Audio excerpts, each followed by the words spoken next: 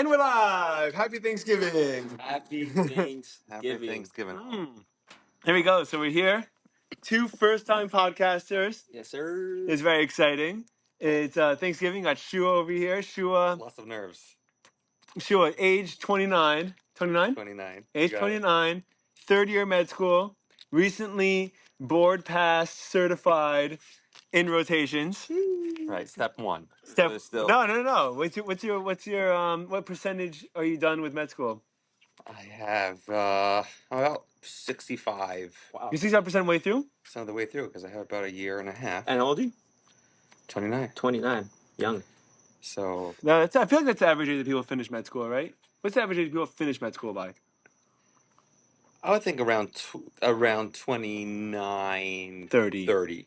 Yeah. So Then I'm you're done. finishing 31. And then if you're specializing, it's another couple of years. It's another couple of years. But finishing med school, I would imagine like 29, 30 probably. So I'm finishing theoretically 2 years late if we're matching it to everyone else. No, well, you're not matching everyone else because you took 2 years abroad or I more. took 2 years abroad.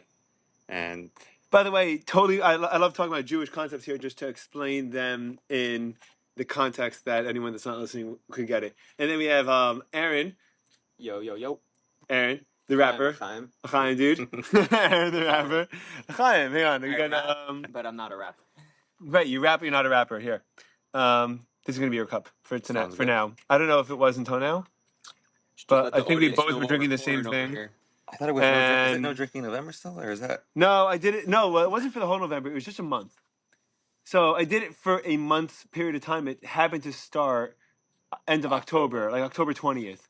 So I went to like November 20th. Which is really impressive. Yeah. Congratulations. That's awesome. It was a ton of fun.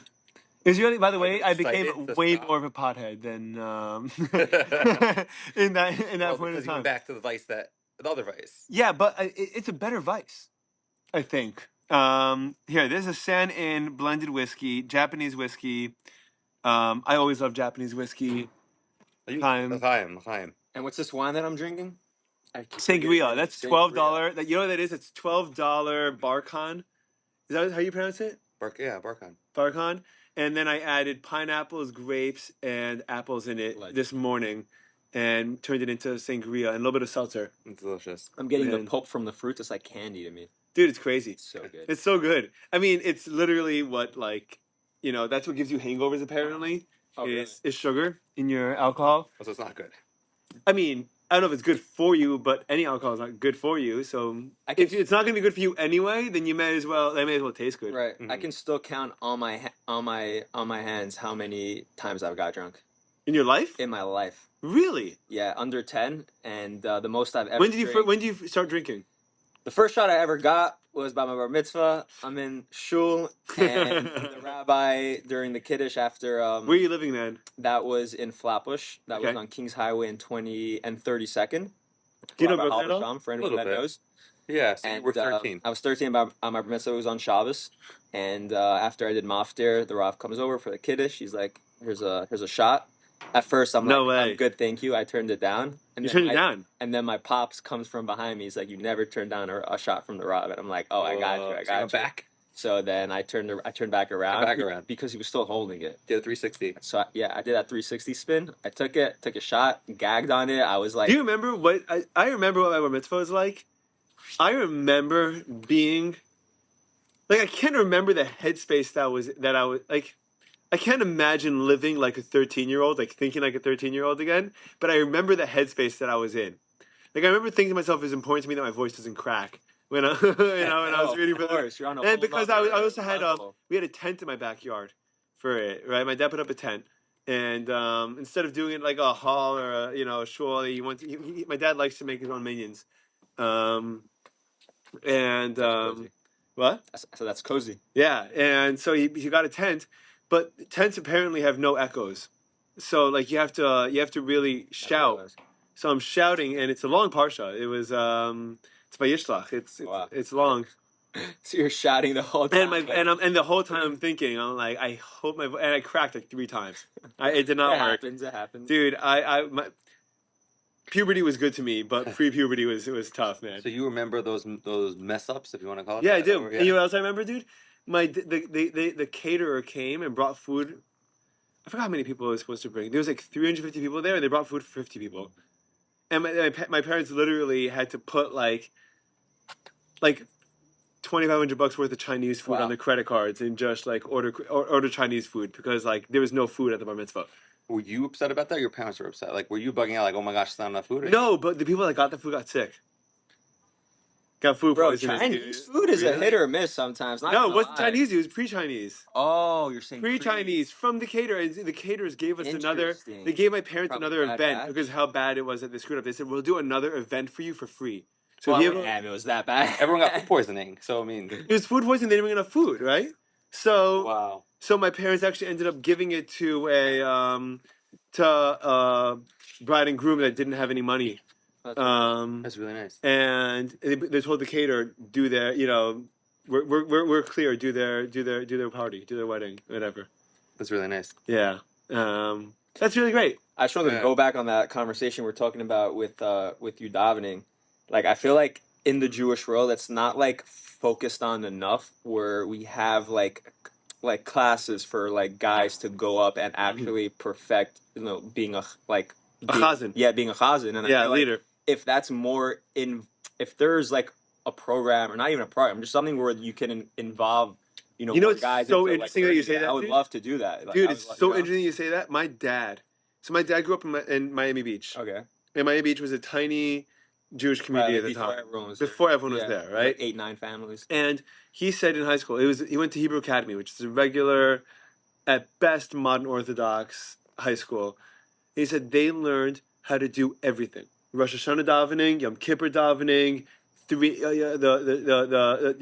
Pesach, Sukkot, Shavuos davening, Shabbos davening. He goes because they knew that odds are that at some point the people there would end up at a minyan where no one knew how to daven, and that was part of cool. that was part of the education system, was how to lead services, and how to daven for the Who taught them? It was part of their education. It was part of like Hebrew curriculum. By the way, don't inhale the cigar. I just did that. That was the terrible mistake. It will knock you. It'll knock you on your butt. That's like tobacco over tobacco right there. It just feels like you're just used to like. Yeah, you got to keep it in your cheeks. You got to keep it. It's very dangerous, dude. Dude, I've puked. Yeah, almost. It's made me thrown up. You thought that I? No, I didn't see just now, but I saw that you showed the typical expression of someone that thought a cigar was a cigarette. Living in Hollywood, Florida, it is so cool just looking up in the sky and seeing that beam from the Hard Rock. The Hard Rock. The beam. Yeah, dude. It's comforting. Yeah. Do you play in the Hard Rock still? I don't. By the way, Aaron's sick of poker. I'm a great poker player. You still go play? But I'm very, very, very like I make sure I'm profitable. I'm very cautious with it. I play very tight. So you think you're up all the time? No, I'm for sure profitable. I keep everything tracked down, written down. I have a separate account. I opened up a Capital One account just for poker. So you know how up you are. Yeah. So my first time ever playing poker was 2 Januaries ago. So this is 2022 or yeah. Coming up on 3 years. Yeah. I'm basically coming up on 3 years. It was on a cruise ship. And I played poker before, like with friends, like just random games over Shabbos without money, you know what I mean? And when I went to my first time at a poker table with other people, it was a bunch of like drunk, dads and grandfathers on this cruise, like all these random random people, and they're all drunk. So I'm like playing, I'm sober, like I don't drink, I have no tolerance. And you don't drink because you have no tolerance. You don't drink because you don't like to get drunk. I mean, I enjoy the drunk. No, I just have no tolerance. And then me, the aftermath of drinking is not worth the actual drinking for me. Yeah. For me, the hangover. Yeah, with my body, Dude. So that's why alcohol never spoke. Yeah, never. It's not worth it. I felt like I was dying. Like, Wow. I just why would I want to feel that again? Like the drunk doesn't overweigh that, Mm-hmm. you know? When you had that shot at 13, going back to that, Super buzzed. Right. I didn't I was everyone came over to me and said I did my speech great, but in my head I felt like I was stumbling everything. I felt like I was no way. I never experienced that also. So for me it was like a shock. It was dude, I didn't drink till I graduated high school. That's wild. Right. So that's also wild. But you didn't have a concept. I mean, on the other side of the spectrum, you didn't have a concept of drinking booze. I knew what it was, but I never experienced that. So to have that for the first time, and also I was it was also with like my whole family was there. It was in a shul. It was over Shabbos. It was like that feeling. It felt wrong in a certain sense. Right. You know what I mean? Yeah. Totally, because it Yeah. is, dude. I mean, it's not necessarily what's best for you to do Right. No, for at that sure. point in time at that age. What you're saying, I think, Right. is still crazy, but I feel like that's more. What, for me not drinking at that Yeah, point? but that's more in the secular world. That's how it is. Like, Yeah, dude, most no, of the no, no. time where people coming out of college, or I mean, not college, out of high school, going into college, then they're experiencing alcohol, drugs, Yeah. parties, like all that is when So I they're didn't getting smoke weed till I was 24, right. and I didn't drink till I graduated high school. But I didn't do it because I was never a rebel. I don't do anything I do in like a rebellious kind of way. Like that's why I don't like I'm You're not authentic with it. yeah, like that's why I don't hide anything. I have very little. I have things that are private or personal, but I don't like Like the time you walked into synagogue with the with the J J with the J over J. your ear, Yeah, and everyone bugged out. that was so. By the way, I had a second one in the car, and I was I gonna mean, come you in. gotta know your. I was gonna your come in with surroundings. 2 and 2 Doubling. years. Oh my But goodness. I thought that because I think that there's a I thought about this. I really think there's a difference between someone doing something because it's just that they're doing it and they're doing something to stick it in your face. I feel like one J behind your ear is I'm just doing my thing and I'm not and like it's not lit, it's not doing anything, it's not bothering anyone, it's just there and I'm not hiding it. And some people could have even And two thought, behind your ear is in your face, like, oh, what is 100%. what does one person Right, reasonably but need one 2 Js behind your, for? but one behind your ear to someone that is never exposed to that is the same as 2 behind. No, the ear it's for a not. reg- no, I don't. you don't I think don't so? agree. I think that one behind the ear, it could have been that he just forgot. Like he was. Yeah, it could have been. He wasn't trying to. Could He have was been trying to innocent. keep it on the down low, and he forgot, and it was over his ear, and that's what was part of it. Right. Was so funny that like, oh no, he just forgot. Also, it was huge. He's one of those king pre-rolls. It was It's like got the. it was like the length of my. That's a straight doink, you know what I mean? Dude. But you went through the classic like. But I never wanted to be a rebel. Like No, I but just that's thought this coming was like a from a real normal what you place. do You're now. being Like yourself. okay, you're 17, 18 years old.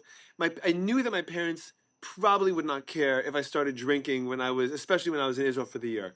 Right? So I graduate high school, go to Israel, and like I'm in a foreign country where of the legal drinking age. I could do whatever I want at that point, and I'm there for an undetermined period of time. I could be there for 5 years for all they know. Right. So I didn't do that in a rebellious way. It was literally just dipping my toe in the waters for the first time. But that being said, you went through all your. Dude, I drink Sabbath head. meals. Like you watched people, like you kind of had that No, I anticipation didn't. building up. I You didn't. Oh, you didn't have any. I had no relationship to alcohol prior to me drinking. Zero. The only thing I knew is that my dad liked a particular type of scotch. So the first time I drank, Yeah, well, we I was at a like, I was at a graduation party, and and there's a guy that made this business. It was such a great high school business. He had a fake ID. He bought vodka.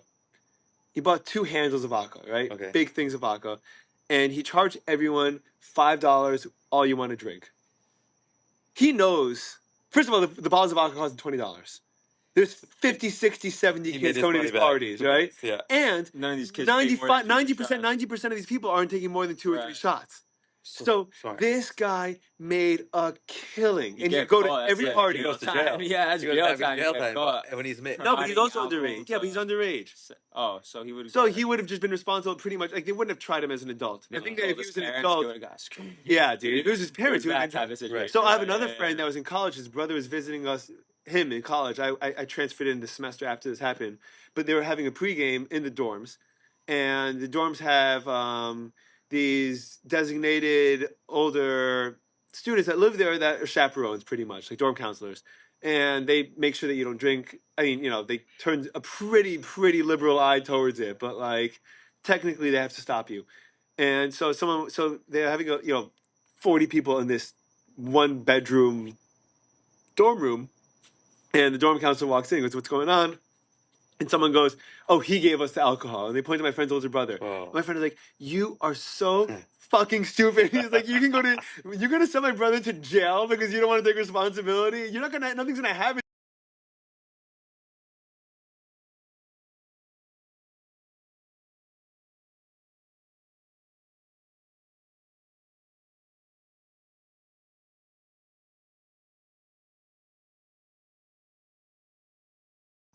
what happens is if people call me, it pauses it. My brother and my phone's on Do There Not has to be Disturb. a My way brother to- called me twice, It so do it not went disturb through. stops it. It- Or if you call it twice, If you call it twice, Mm-hmm. but yeah, that's so yeah, it's. So we were speaking about your pre-anticipation to I don't know how I where didn't it have got any cut off. pre-anticipation. When Oh, you wait, so I'm at this knew party. that you were going So I'm to at get this drunk. party, and I knew that people that were like sophisticated adults like the taste of alcohol. So I take this like $4 bottle of vodka, and I pour myself a shot, and everyone's like, "Do you want a chaser? Do you want ice? Or you want?" I'm like, "No, I love the taste. I love the taste of $5 vodka." I And never I'm like, believe I anyone when take they it, say and they I'm like like, the taste. You and can't I'm like like, the I taste of feel my alcohol. mouth is on fire, but like, there's like 6 girls looking at me, and I'm like. Like Yummy. two thumbs up. Oh my gosh, you like the taste of that? Yeah, of course. It's just Was that the only shot you had that night? You don't I remember? I probably had 2 or 3. I had sips of beer because we played beer pong. That was the first time I played beer pong. I didn't really get how it worked, what it was. Like I didn't understand anything about it. But But it's interesting that you didn't have a bad reaction. Like now, a brilliant idea came into my head. Like maybe a way to stop people from getting addicted is Just giving it to them when they're 13. Yeah. Like Aaron. A lot That's of a- parents give a their lot of children Europeans do it. cigarettes at 6, 7 years And they're old, like, and then they "Nah." hate it. They choke on an adult. It's a Wait, no wait, wait, joke. wait, I wait, know wait, a lot of wait. families I've that never do heard that. Also, I've heard of Very, very that. common. I've heard of that. Super common. What it is not making something taboo so you want to chase the taboo, the forbidden. Right, you're just making showing them you that it's aware. acceptable, but it's not good for you, so don't do it. Like if you have a lot of people will be like, okay, like you can taste my wine, you can have some beer, and like their relationship to it isn't like, oh, this is the super cool thing that adults are doing. It's like, oh, Open you and just taste it, yeah. right. Ori, my brother-in-law, is 17 years old. For the last 2 years, he's like an alcohol connoisseur. Right? Like, he comes over to watch a basketball game. I'm like, you want a drink? He's like, sure. I pour him a scotch, and he goes, it's a little smoky. No and like, he way. puts it down, and he doesn't have it. Wow. I'm like, if I was 16 years old at my brother-in-law's house, and like, he's giving me a bottle of alcohol, like, Right. I'm chugging it. Like, I don't care what it tastes like, but he's mature about it, because everyone around him treats him maturely. Right. It is interesting. I mean, there's another take also. It just seemed like what happened to Aaron that like he got grossed out and like turned off. Did by you get turned off by Yeah, that, you think? 100%. Because I didn't enjoy being in that headspace. I was like, wait, like this isn't like reality. Like, Right. you know what I mean? Like it was weird to me. Like, Yeah. It's kind of like the parable. I think they talk about like you take an elephant and when they're a baby. You ever heard of this? You take an elephant when they're a baby. You tie a rope to their leg, Oh. and that holds them down. When they get older, they They don't know never the difference, exert so, more yeah. effort than what that rope initially was holding because back they're on. just trained to think that rope they can't move because when they're a baby they weren't able to get out of Right, it. yeah, so it happens to Right. be I was in a space where like I didn't have an opinion on alcohol. I just didn't know what it was, so like I couldn't be biased in any sense. It was like straight. I didn't expect it to hit me, and I was just like This is I terrible. came to that conclusion based off of where I was, and that's what I guess any 13-year-old would come to that conclusion, honestly, if they were in that space. You don't remember having it when you were 8 days old. No wasn't, chance. That wasn't. I happen to still have memories of Dude. my upsharing though, like which is Do you crazy. really? Yeah, I remember like licking. Is the that your honey earliest and- memory? Yeah, earliest memory was my upsharing. What's your earliest memory, Shua? I think it's super late. I think it's like 5 years old. I don't remember anything before like. Sorry about that. I don't remember a lot in general.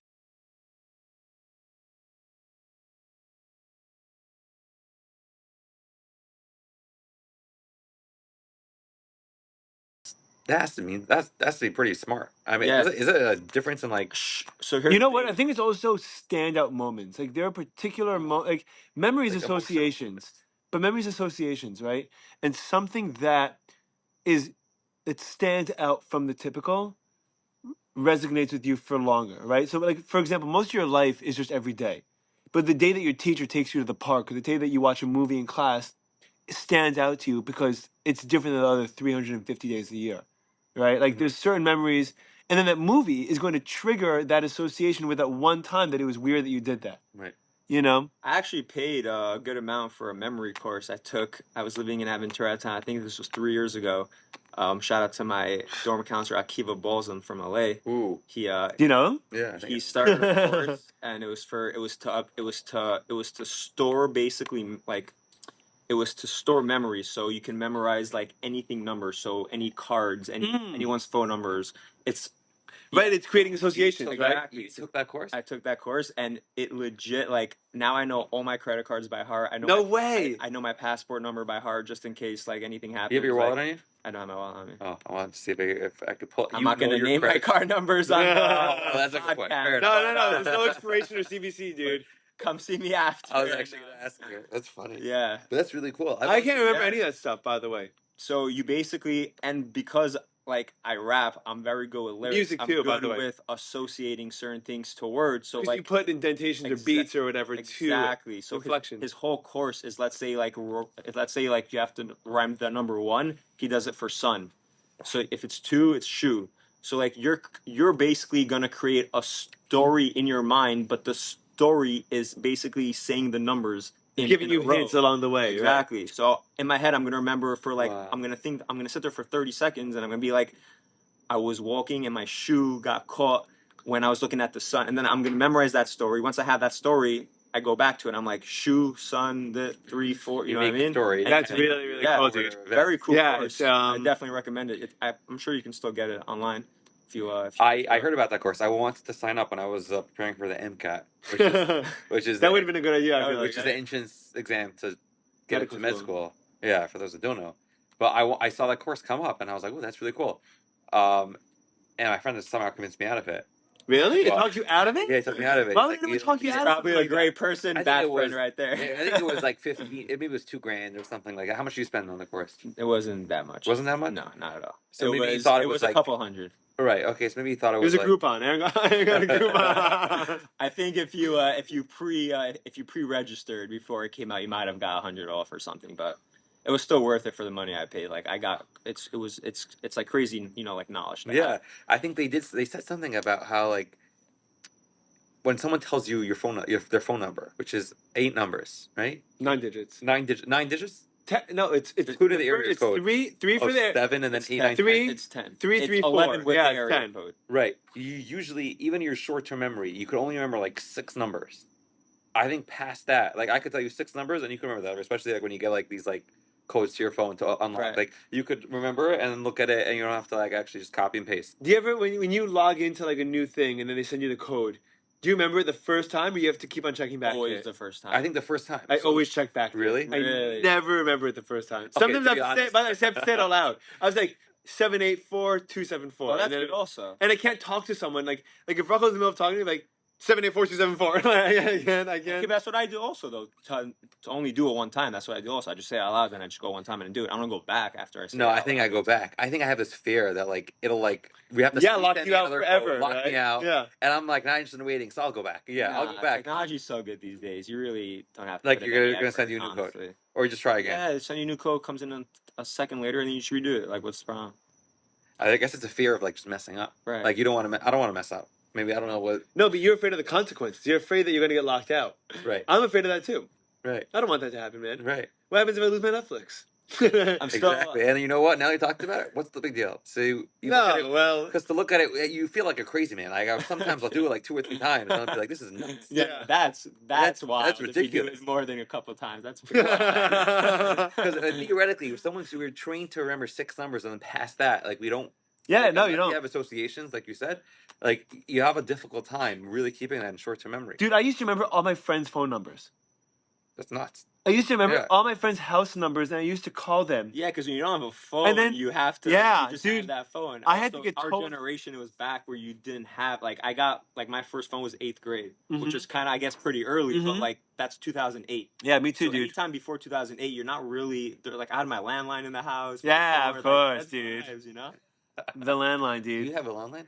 I don't, but I would love one. I have I have the phone here. I don't want to pay for it. I'm not gonna pay for it. Right. So then you don't. But care my to have mom, I'll call my mom on her cell phone and she won't answer, and then she'll call me back from the house phone and say, "I saw that you called me."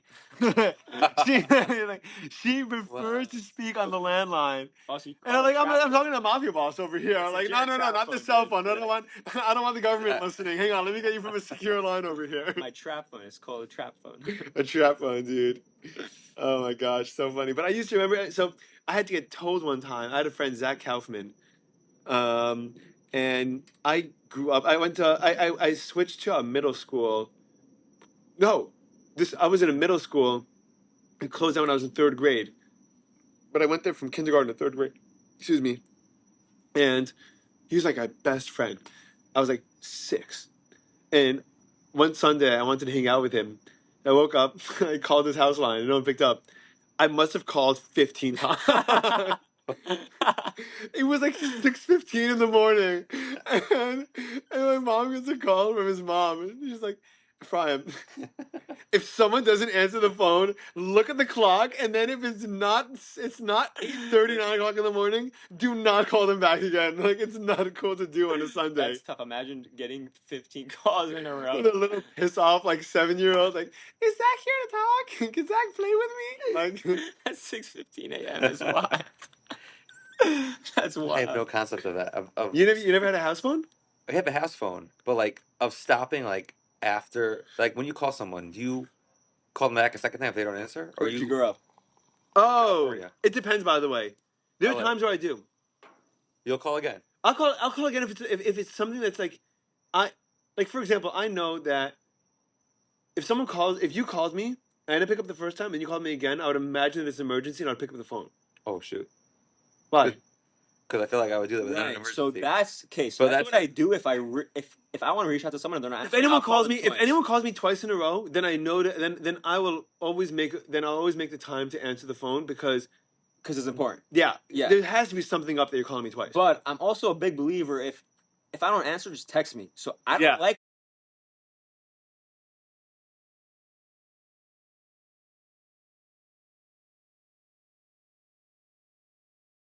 in a different context. Someone calls you back, so you're calling someone else back. It's I never answer, dude. There's times I call people, and 30 seconds later they're calling me back and I won't answer. I'm saying you're in the middle of the day and someone calls you. Okay. They want to whatever. They obviously have a question to And- ask you, and- talk to you about and- something, and you don't answer. and you don't answer.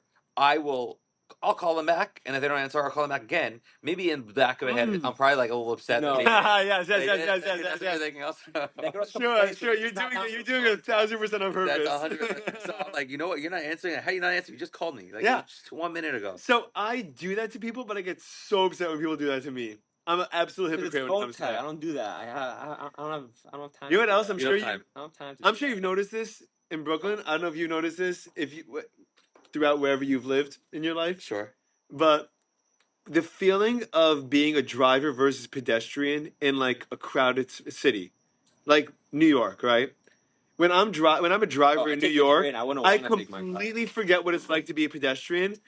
And I'm an absolute asshole to everyone that's walking on the street. And then when I'm a pedestrian, I forget what it's like to be a driver, and I am the worst pedestrian. I'm like walking in front of cars when they're turning red on red, But or you're in like New York. Even when I got my permit, because like at 16 I got my permit, I got my license at 17, 18 I got my full license. Like I did everything like the second I could do it, and even then I would never ever take my car into the Manhattan. I would dude, I always take the love train. driving in Manhattan. Hell no. I loved it because the Train gate. all day. Because also parking. Mm. Between parking, like to pay for it, to find the time to do it, all that, it's like It is effort, dude. Bro, But if you're competitive, especially because you're competitive, if you look at it like a game, which I did. you're wasting an hour of your time that you. No, can you're do not. your You're shopping, finding a doing great anything. spot. You're finding a great spot that no one else could snag, and you got it, and you I would stuck agree. it to everyone else, I would dude. agree. I would agree. And when with you're the driving, competition. and then you Patience. zip around a car going down Fifth Avenue, and you're like, you're going too slow, and I like sneak in front of a bus, and like you merge in front of that guy, and you're like, and the guy also the best feeling is when you're passing someone, they get stuck behind the red light. You know when like someone's driving slow in front of you, I don't like and that. the light turns yellow, and you zip around them, and it turns red, and you see they get stuck behind the red light, and you're like, you cock, you Road rage deserve gives that. you a high. It's so. I get road rage. But it gives you a high. Like there's something like. Yeah, you don't. I don't act like myself. That part of me is not accessed, and that's the part of me that would punch someone in the face. And I haven't gotten a In fight Florida, in you really 25 have to years. be careful because people have guns in their car, and like Florida? I've seen my second month living here. Some guy come out of his car in Boca With a gun? no No going way. to someone's door, Really? and the guy passed the red. There weren't any cars, thank God, coming on either. I think it was on Glades Roads, if I'm not Yeah, mistaken. it's a huge on road. Glades. It's a huge intersection. And Yeah, Like I flew and through it because he saw the guy coming with the gun. Yeah, Yeah. dude, wouldn't you? I And think I would. Yeah. from that moment on, Fair enough. from that moment on, I will never ever Have road rage in ever Florida? have Not road by rage that. in Florida ever. But dude, you got like a But, like- 50% chance of that person being an old age home Right. At the resident. same time, as if I had road rage before, I never had road rage. I just don't have patience. Like I don't want to be. You're a like- good driver, by the way, for someone who grew up in Brooklyn. Yeah, I've been in sales for 5 years. So for a year out of those 5 years, I worked for First Class in it was on What does first class mean? it's First Class Leasing.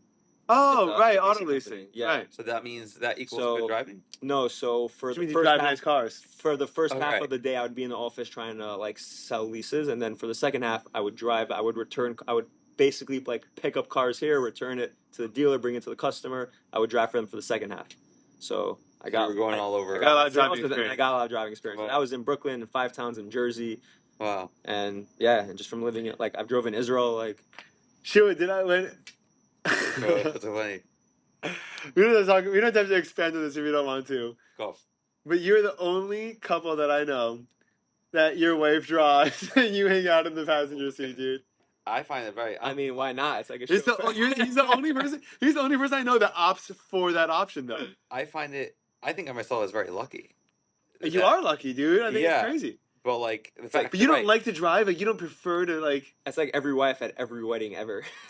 You are driving. What the driving? Cause like I want to Oh, the feel guys like wanna and so, drink, I don't know why if do you Aaron drive knows. Like right when I drive, like I'm looking at my phone constantly. I feel like too. I'm getting very distracted, and my wife doesn't like that. And like she says something, especially like the kids in the back, and like I'd rather not the fighting. So I'm like, you know what? That's smart. Yeah. So I'm like, you drive. You're happy you're driving. I don't say anything. Yeah, you. I'm on my phone or studying, and like it Dude, kinda- I was driving next to them. They were getting onto 95, and I was right next I to think I them. was studying. I was sitting there honking. I was honking. I was so upset that I missed. And I they missed and they you. literally did not look over, and I'm like, if someone is about to crash into them, they would have no idea because they didn't. I was studying, and I guess I was so engrossed in whatever I was looking at, and I don't You know know what I'm talking about? Is the I day that you remember, guys and are I going was to upset. the farm, zoo, the zoo, something like that. The zoo, the safari. the safari. the lion country lion safari. Lion Country Safari. And I was upset that I missed you, but and now it's great. It became this like ongoing theme that like, oh yeah, you. I was kind of hoping you guys were also going to Costco. I would have That would loved be to have seen you guys in Costco. Do you ever run into anyone you know when you go shopping? Of course, all the time. In Do the you? Grove? Oh, All well, the the Grove for sure, dude. I never Yeah. shop in the Grove though. I mean, on Fridays, like randomly for takeout or I love their bakery. Their bakery is so good. It's That's a good fortune, stuff. dude. It's so much money. I'm a single guy living with my mother. I don't know about you, but I don't got no expenses except for my car. So You ever get the poppers? No. No. I'm not really Okay. into the takeout unless I go away. So like, Where if can I you go get away poppers for- in South Florida? The Grove has the I get them from. probably the best. So poppers. when I'm in West Hollywood, Okay, it's the Grove. I think the Yeah. Grove has delicious poppers in general. Maybe the Grove has Their better. takeout is very great. Anytime I ever bring it to anyone I eat by, they're always very happy. They're like, "Oh my god, where'd you yeah, get because it's also like half their monthly rent check. But yeah, it is very expensive. I think you're paying like for a They're popper, so happy that you just say they have their rent, a have their dollar- rent you're paying expense. like $1.50 a popper. It's a Right. lot. It's a lot of money. But I think they're the best. So I poppers. can't pay for them because I used to go to West Hollywood and they'd have them for free there because they'd give all their leftovers there for a tax deductible, whatever you want to call it, donation. And then it kills me to look at the pricing for these poppers that I'm getting for free and see that they're $12 for like Right, for like 7 pieces. that's the Jew in you right there. Dude, it kills me, man. It kills Not me. gonna lie, best poppers I've ever had ever. Any canteen, like it's crazy how canteens always have like the best Canteen. In camp? yeah, camps, dorms in high school. Like Yeah, you know why? Dude. Because they're literally just oil. they're literally just. also you've they're been, just. also you've been Recycled getting for fed. the last 4 weeks. They're hot. They're hot oil. It's hot oil that cooled down over a piece of chicken, and you're like, Right. "This is incredible." Also, it's not comparable to the rubber hot dogs you get fed. So, Yeah, like, dude. Insane, man. Insane. You just like What do you think about this whole health craze going around The health craze with the. with food, with vaccines, with all that stuff? What do you think about it as a medical student? With all the crunchy. I What they feel like call them? COVID took Crunchy it months? over. Since COVID, everyone's been at home, like been doing research, been getting knowledge. It People has have been just- COVID, dude. Yeah, Crazy. Since COVID, everyone just took another turn. You're right. I feel like I want to be antagonistic and look away, From but what? from the craze, like from these, which I feel like I'm putting into that whole package is like the home remedies, and like not turning to antibiotics, but doing like Right. these Chinese So you're saying that medicine it's or slippery alternative. slope that people get bunched up into. I'm not saying it's necessarily a slippery slope. I think that it all goes into that package, and It if also that's the case, it disagrees with your logic, though. well, but What I does? kind of it does disagree with the It logic. disagrees what? with your With what? logic That as being in the medical field, disagreeing with everything health and organic and like natural versus going with, the pharmaceutical side of it. Yes, but then I see these results that like from living in the community. So a lot of people have Right, more many things to holistic and say like about how to treat an ear infection, for example, and not to go to antibiotics, but to put some oil or put something in their ears, like drops. castor oil. The castor oil, is that what it Yeah. is? So, and then I see like it works, and then it starts to like make me question my whole. I've seen Well, cases by the where way, 2.5 that's years. why I've learned the notion of things not being mutually exclusive is one of the best things that I've ever learned in my entire life. The idea that, for example, right, like with ear infection, you could take antibiotics and there's something else that you could do that would also remedy it, and they're not mutually. It's not like only one can fix it, right? But it and just and like right, but one could also just make you content for short term, and one has a long term effect. That's what people don't have in mind.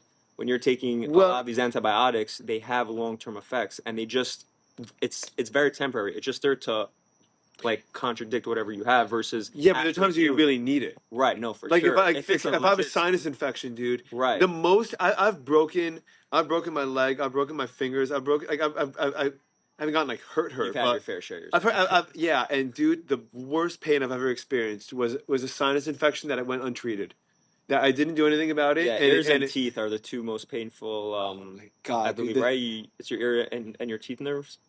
Oh, the two most painful nerves. Yeah, I believe it's your ear and teeth. Like your ear bleeds the most if it's did cut. you watch that UFC night? I'm sure you were there. What was the main card? It was Whitaker. What's his name? You know who Whitaker is? yeah. We watched it at Kiwi. Watch it at my house. Watched it at Kiwi, no? I don't In remember. his Either way, backyard. and the guy got him in a headlock, and he accidentally shattered his whole The- jaw. Do you remember that? I missed that one. I can't watched walk the straight. highlights. It was wild. That was Chamek, whatever his name is. Jim- You can't walk. He was one of You're those all guys balanced. from one of the stands, and he had the shaved mustache but the full beard. You know what I'm talking about? Like Okay. how Makachev has it, but like he's also one of these Eastern European fighters. And this guy got Whitaker in this like headlock, and you saw that dude. He did something. Whitaker tapped right He wasn't away. under his neck, right? He No, had, it wasn't under his neck, but he squeezed his jaw, and he literally ruptured like the lower half of his jaw like collapsed inwards. and he tapped right away. Yeah, because but that was just a a lucky like the guy wasn't meaning for like the person that did it to him didn't mean for that to happen. It was just the way that his face was structured, his face was Right. built. It made it more sensitive. It just collapsed. Which is interesting because like we're so trained to think like in the UFC like unless you're about to die or pass out, Yeah, you don't tap. Otherwise, like the show goes Even on. so, by the way, you try to hang on until as long as you can. Right. You don't even tap if you So like could. he wasn't choking. I mean, granted, the guy shattered his jaw, and Connor I'm sure broke that his foot during the match. Connor broke his foot. He wanted couldn't. to go. He was He still wanted trying to go. He You was saw trying to that? go. He couldn't move, but he was trying to Yeah. go. This last fight with Michael Chandler. So I don't know if you remember. Who did he fight against? Michael Chandler, he just fought Oliveira. Oliveira. I don't know if you remember the bar he had his foot in, where like he was pushing his foot down. Yes. In a way for 2.5, 3 minutes. Yes. And after that, he said he couldn't walk on it for the next 20 minutes of the fight. He continued. Like Yeah. you almost couldn't see there was a difference. You're a warrior. You're Exactly. legitimately a warrior. And like you NBA cannot players. stop. By the way, I can't watch other sports after I started watching UFC. I can't I stand watch that basketball players and I'm like, basketball are on the you bench. are such a They're wimp. soft. But, these like, days. But it's not. Super First of all, I don't think it's. I think. No, they're trained to show them that like they're in pain, so they Yeah. By the way, first of all, So it they is an get a act. foul. It is So a acting. lot of it is an acting. Right, but that's Number just where two, the I don't game think they're is. softer. It's By the way, skill. I don't know. I don't know Skill. how much. It's like an advantage. You would do the same thing to win. You're saying to fake it. Yeah, because Jason by the way, Tatum, it's when the he game. drives to the win, he doesn't drive to score. He drives to get the call. fouled. Yeah. Right. And he eats at the free throw line. Yeah. That's like that's his thing. By the way, James Harden. James Harden also. James Harden, I think he created that. There's a couple of seasons where he averaged, I think, like 15 or 20 free throws a game. Arguably one of the greatest offensive scorers of all time. Yeah. That game that he played. No, like No, in as a general, player, like he one of would the get great- to he the changed foul the game. line He created the 15, step 20 back times three. a game, which means that if he scores 80% of them, which is low for a guard like him, I think he's a 90% free throw shooter. He was on a Rockets team with no, and he was averaging like 20, 15, and like 18 assists. Like, But that's also like it's Crazy. a little painful. Like that's an act. It's not a skill. You get fouled. No, you do get you get beat up. You get beat up. You Like, do is get that a beat up. You skill? get pushed your around. body definitely gets sore. Like they all take ice baths after. I'm gonna get fouled. But like, And the these way that guys that you're- aren't playing because like load management, like that's some BS. Like Load management is nonsense. it's nonsense. Also, it kills the ratings. Yeah, because the you NBA used to watch. bro. They just implemented a Yeah, that- fine for if Yeah, if you miss a I don't certain know what it's amount gonna of things do. I also. mean, if LeBron goes, I'm getting paid X amount of million a game, and they charge me $10,000 to set out, right. I don't care. It makes sense for him. But Spends $1 million on his dude, body. but I growing up, like we used to watch, like if if the Heat were playing, if the Heat were playing the Celtics, Dwayne Wade would be fighting. Dwayne Wade, like you'd watch the game to watch Dwayne Wade go up against Paul Pierce or Kevin Garnett. Like you'd want to watch the superstars playing against each other, and you'd be like, this is great basketball. But 50% of the time now, or I don't know, 50%, but a lot of the time now, players are just sitting out big games against other big teams because they don't want to get injured, and they're saving themselves for a bigger game. or for the playoffs, or because they know, because at the end of the day, they know they're getting the paycheck, and they know. By the way, you don't have to finish that, you know. No, it's good. Yeah, you like it? Is your first cigar ever? No, I've had cigars. I'm so used to inhaling that it's just I have to like remind myself every time I take a puff, don't inhale. Mm-hmm. Yeah. By the way, that's why I can't smoke cannabis and then smoke a cigar. First of all, because the taste tastes worse to me after, but also because I just once I'm used to the inhaling, then forget about it, dude. Also, you're high, so maybe you're not thinking, and then like you just take a puff, and then inhale, and then yeah, you're like, oh no, I'm ruined. I'm ruined for the whole night. But that being said, so the UFC is really like it's such a crazy sport. It's such an incredible sport. Like they have to put on such a like even if they want to tap out, I feel like their pride for some reason doesn't let them. For I went in sure. the rink. I want to join a gym. By the way, I really do. I have a friend that goes kickboxing like twice a week. I want to join a gym because first of all, they're insane workouts, and second of all, I'm the biggest wimp I know. And I feel like if I could like just be comfortable taking a hit and knowing how to throw a punch, like, I have no idea how to throw a punch. Well, you know what's better? I needed to. A gun. I don't know how to use a gun either, dude. Go to the gun range, get a gun. I will never buy a gun until I'm 110% confident using one, because it could take you less than a month. It might, by the way. I have to go ahead and do it, but the point is that it's a responsibility, and like it's a responsibility I think should be taken seriously. Like I feel like it's also a responsibility that you should have, though. It's like necessary. No, not more than knowing how to use it. At least not more than knowing how to use it. No, of course, but right. But to have one, like to own one. I understand, but the responsibility to own one, I think, is nullified if you don't know how to use one.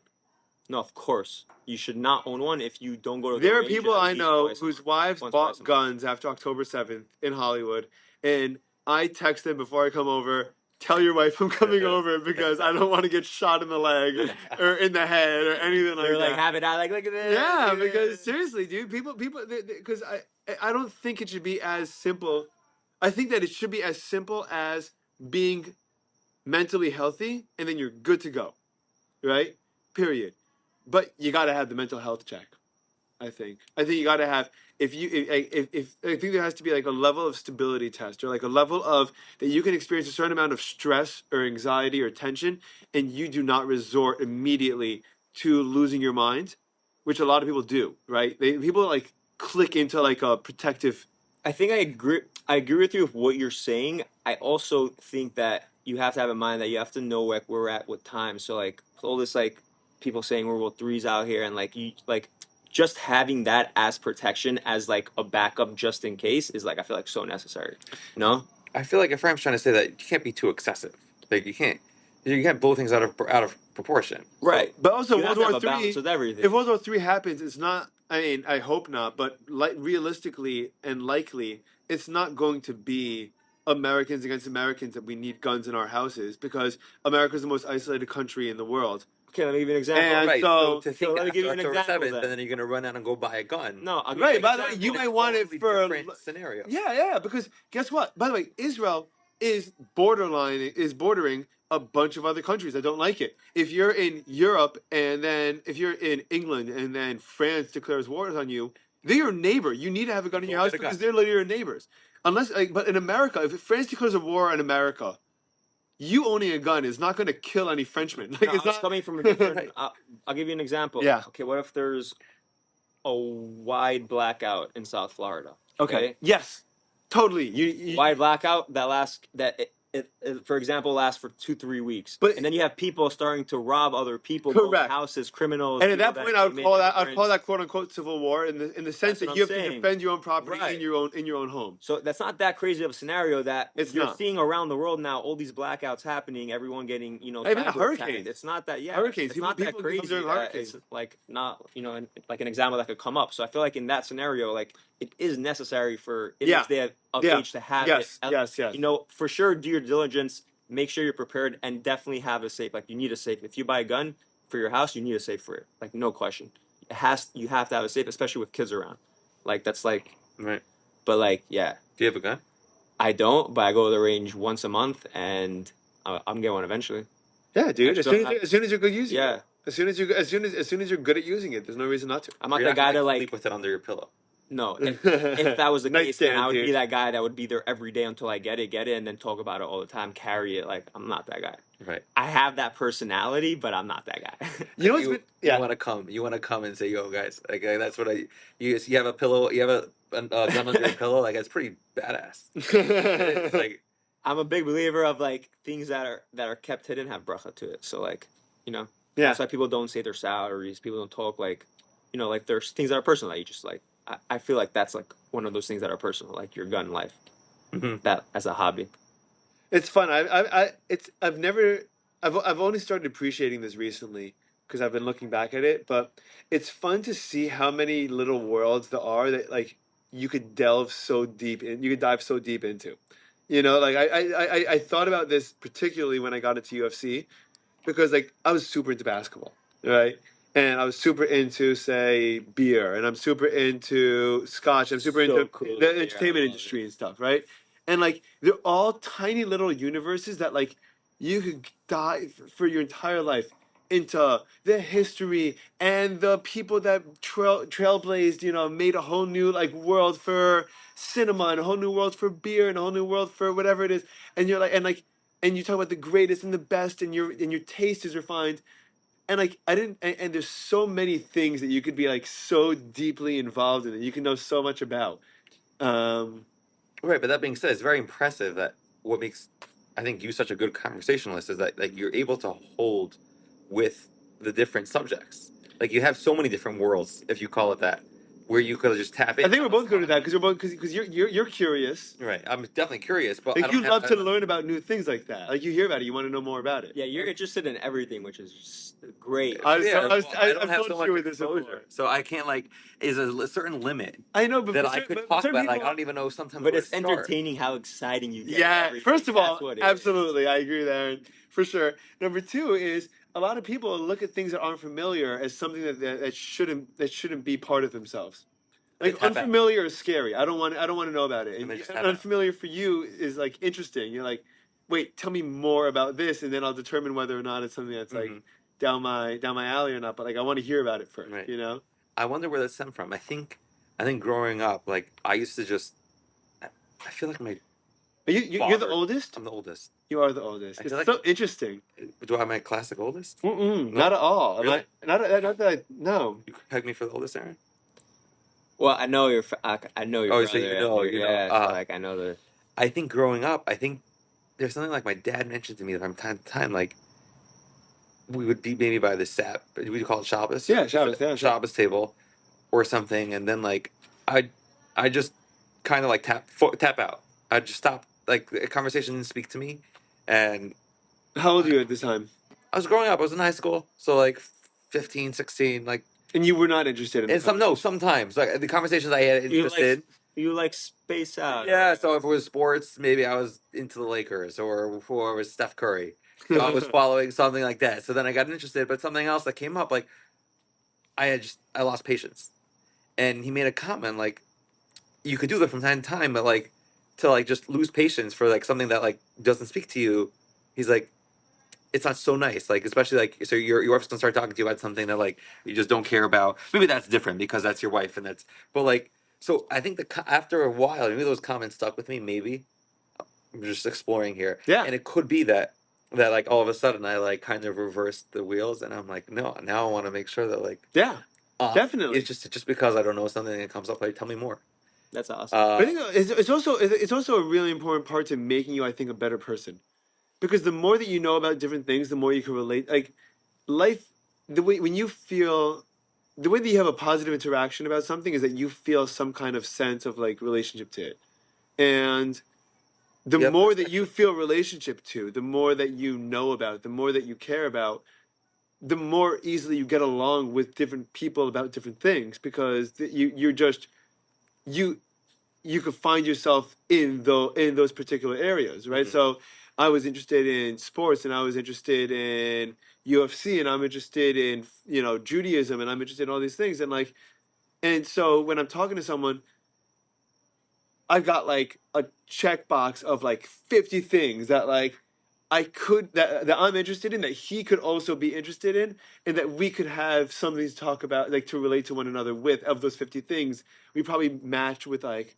5 of them or 10 of them, and you could talk forever about those 5 or 10 things. If you're, and if you're lucky, it's more than that. It's fun. It's really, really cool.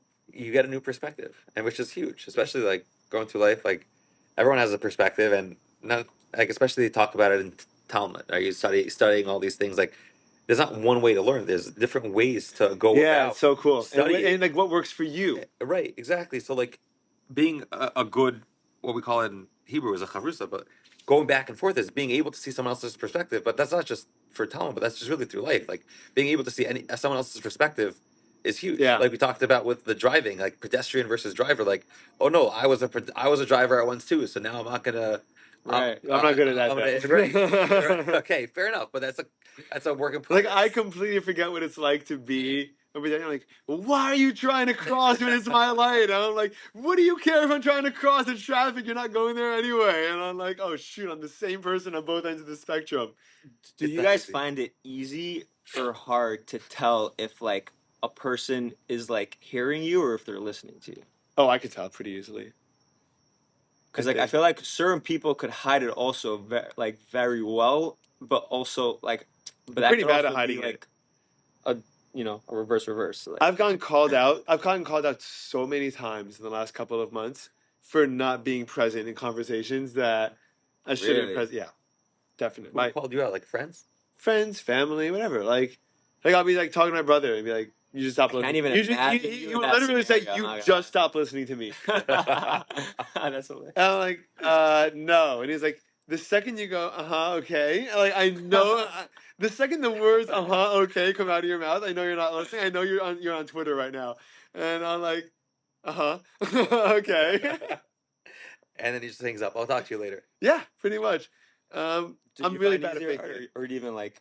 I think I have a hard time. I feel like I'm naturally inclined to think that people are listening, and so like, unless like you're really bad at faking it, But I there's feel also like really good ways to make conversation. Part of making conversation is make eye contact when you're talking to someone, and when you do that, if they're not keeping eye contact with you, The confidence in the eye contact. yeah, It's dude. like the first one. Dude, it was by the way, it was big ego for of it dating. is It was big for wild. dating. When I was dating, girls would tell me a lot. They'd be like one of one of the things that stood out was like, because a lot of times I would, like when I was on the Upper West Side, I'd meet a girl in shul, I'd meet a girl like at a dinner, at a party or whatever, and we'd talk, and we'd make, and like I would keep eye contact because I'm talking to someone. I'm talking to a guy too. Any human being, I make eye contact nice. with. But like people would feel particularly heard and cared about when I kept eye contact while I was talking to them. they would tell you on the first day that like they were impressed by your eye contact, or that was No, but it would be evident. like yeah, and also after a couple of dates, I would say things like I would say like, yeah, I think it's really important. For example, when you're communicating with people, to show by making eye contact. Like, yeah, I noticed you do that, and like so, like I would initiate that. So that's confidence thing. It's like it's very attractive. But it's not just confidence. I think people like to feel heard. People like to feel like someone cares about them. Right. And when you give them, and we have these symbols, these built-in like evolutionary symbols, I guess, like that certain body language and certain facial expressions mean different things. Avoiding eye contact, generally speaking, is an indication of guilt or hiding something. Like if you're lying, you find it harder to keep eye Social contact, appropriation. or what? Social appropriation. Yeah, I mean, for sure, and you can absolutely use it to your advantage. Right. And then when you like, I have a friend also. He's incredible at getting people to love him. He's incredible, and one of the things he does is he says the people's name that he's talking to while he's talking to them. That's really good. And like that's one of his secrets. He's like, "Yeah, Shua, how long you been working there for? Shua, how long you in med school for? Oh, dude, that's crazy. Shua, do you like med school?" And like him repeating your name shows that he's like specifically focused in on you, and As like a he's sales interested guy, in you. that's number one. You have to build that connection from the first second. Like the first 10 seconds are key. So like you have to get personal. So Yeah, guys, you can name, tell. You can tell a It's good like, sale. Like yeah. I for sure. Also because I deal with salespeople all the time. People are calling me either to other dealers to introduce themselves to people to buy equipment or sell equipment, and I can tell very quickly what kind of salespeople they are. Right. You get on the phone with them, and when they lead the conversation, they steer you into it. Hey, it's good to speak to you. How you doing? It's to connect. And you're like, whoa. So first of all, this guy's appreciating that I'm having a conversation with him, but he's also steering the conversation, so like he must know what he's talking about. Oh, I got a couple in the of sheets. voice, the first second in the voice. You can hear it, dude. It's just Have you read How to Win Friends and Influence People, Dale Carnegie? I've have the book in my house. I've I have the tried. book. I Everyone has the book. I have the book. Here's the thing: it's a book where like I'd open it and read a few pages and then close it and open it It's again. It's so that type of a hard book. to keep on reading. I can't read it full, and that's Hard. what I do with a lot of books that are like that. With like the self growth books. Yeah. That's what I do. I just can't sit down for more than 10, 15 minutes and read. Like that's just not. But that's like also that you just but- get I could do that, by the way, but that book was written in a way that's extremely difficult to. Yeah. Because it's written. I think it was written in the 40s. Like it's an old book, Right. and so remastered. not even I think it has to be rephrased. Right. I think it has to be republished. Yeah, It has to be republished in a way, written in a way that's. I talk to my students about this because when I teach them, I'm like, there's two aspects to writing. There's the actual ideas, and then there's what your eyes are processing when you look at the page. And I'm like, for example, if they hand in like I give them a 1-page assignment, I'm like, break it up into like 7 paragraphs. And the reason why is because when you look at a page and there's 7 short paragraphs, it's much more easily digestible. Your eye looks at it and it's not overwhelmed. Mm-hmm. And then if you're looking at it like one page long paragraph, you're like, I can't handle this. It's too much, and people's brain will It's like shut that off. 2-minute voice note on WhatsApp. You're like, God. Yeah, forget about it. I'm not even gonna start those. Dude, come on, just call me. Sure, do you keep Just your- call me at that point. Do you keep your WhatsApp on 1.5? Your No, I WhatsApp can't. speed? I have to do it I at do. 1 sometimes. I do. Yeah, I do one perfect. I keep it on I have 1.5. to do it at 1 because it's sometimes too fast where I can't hear it, and like it's like I want to hear what he actually has to say with intention. I never want to. It's like over. I never text, want to hear there's that. intention I don't over want to text. hear. I'll go back. Then if I miss it, I'll be like, I have to go back and listen because I missed it. Right. So instead of doing that go back, I'll just do one the first time and just go through. Yeah, but regular. okay, so how many times do you think that you would have to go back? Right? Right. That would make it worthwhile to not listen on 1.5. Every time it's not a 1 for me. Not gonna lie. Every time if a voice note's on 1.5, you can't understand it. No, 1.5 is better. 2 is impossible. 2 is impossible unless it's certain people. Like Yeah. Like my sister, I could do 2. Great. Yeah. Like she's very clear. Like like more loud. Like it's great. But like certain like other people, like it's You just can't, keep it on 1. Like some people that have low tone or like that low demeanor, like you can't hear what they're saying. Like you have to keep it on 1. Yeah. Yeah, but those are particular people. I think majority of people, like I listen to WhatsApp to podcasts on 1.3. 1.3 speed. Right, but like how long is someone sending you a voice note where it's ever like the majority of voice notes in my opinion are less than 10 seconds. Yeah. Usually. Unless it's like family or something personal. That's different. But like that so that I'll listen to like probably on 1.5. Right. You know what I mean? Because like Right, but it is interesting how we're not afraid to mess up theoretically. Like we put on 1.5, and then we go back. I go back time to time. Sometimes a person talk too fast. But your voice notes I have to listen to on 1 sometimes. Really? Yeah. Too fast. I think so. I think so. No, I think I've heard that before. I think so. I don't know what it is because you speak low and fast. When you're sending a voice note, you're like, let's say you're walking, like let's say you're studying, you're in the middle of studying, and you're responding to me. Yeah, I'm studying, and I'm gonna be free Friday afternoon at at like 5, and then I'll be. usually repeat myself. You never have to go back. But that's good to know. From now on, they're gonna be crystal clear. Yeah, it's like they're gonna be like, yeah. 15 seconds, very concise. He's just gonna start texting me. He's gonna start texting me paragraphs. Sorry, instead. can't voice note. No, but like if anyone is listening to this that knows me, if you're sending me a WhatsApp voice note and it's over a minute and a half, just call me at that point. Like I'd rather just speak to you, get it done in 10 seconds, and like save me that minute. Like, You think so? yeah, of course. Sure. Would you rather a phone call or a minute voice note?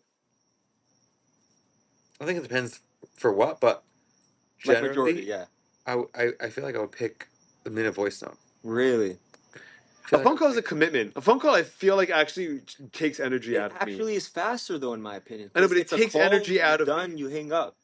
Versus like the energy of always having to go back, I don't wait for the disagree voice with note, you, open dude. your phone, keep checking Right. first. Sometimes I agree with you. it's actually more, if anything. I don't think you're wrong. I don't think you're wrong, but I feel like phone calls are work, and I feel like Interesting. voice notes aren't. Like I could text a customer to 2 o'clock in the morning. It happens to be when I was working in sales, I did not want to be on the phone like after work because I'm on my phone the whole day calling. Yeah. But I want to be on the call. So like I get that if you're in that mindset, I can kind of relate. I'm not on the phone that often like that. Okay, so then yeah, I don't know. Like I just feel like I don't know. It does. It takes a lot out of you. There's something there that like you have to like you don't have to get dressed. You're not gonna get dressed for a phone call. Especially if it's not a video call, but it does. You feel like It's the more need to like personal, prep. though. Yeah, because it's more personal a little bit. No, It is more personal, and in that scenario for sure, it's more personal, and then go for the phone call. But it's easier. because like, and this is why like in the dating life, I do not recommend like texting.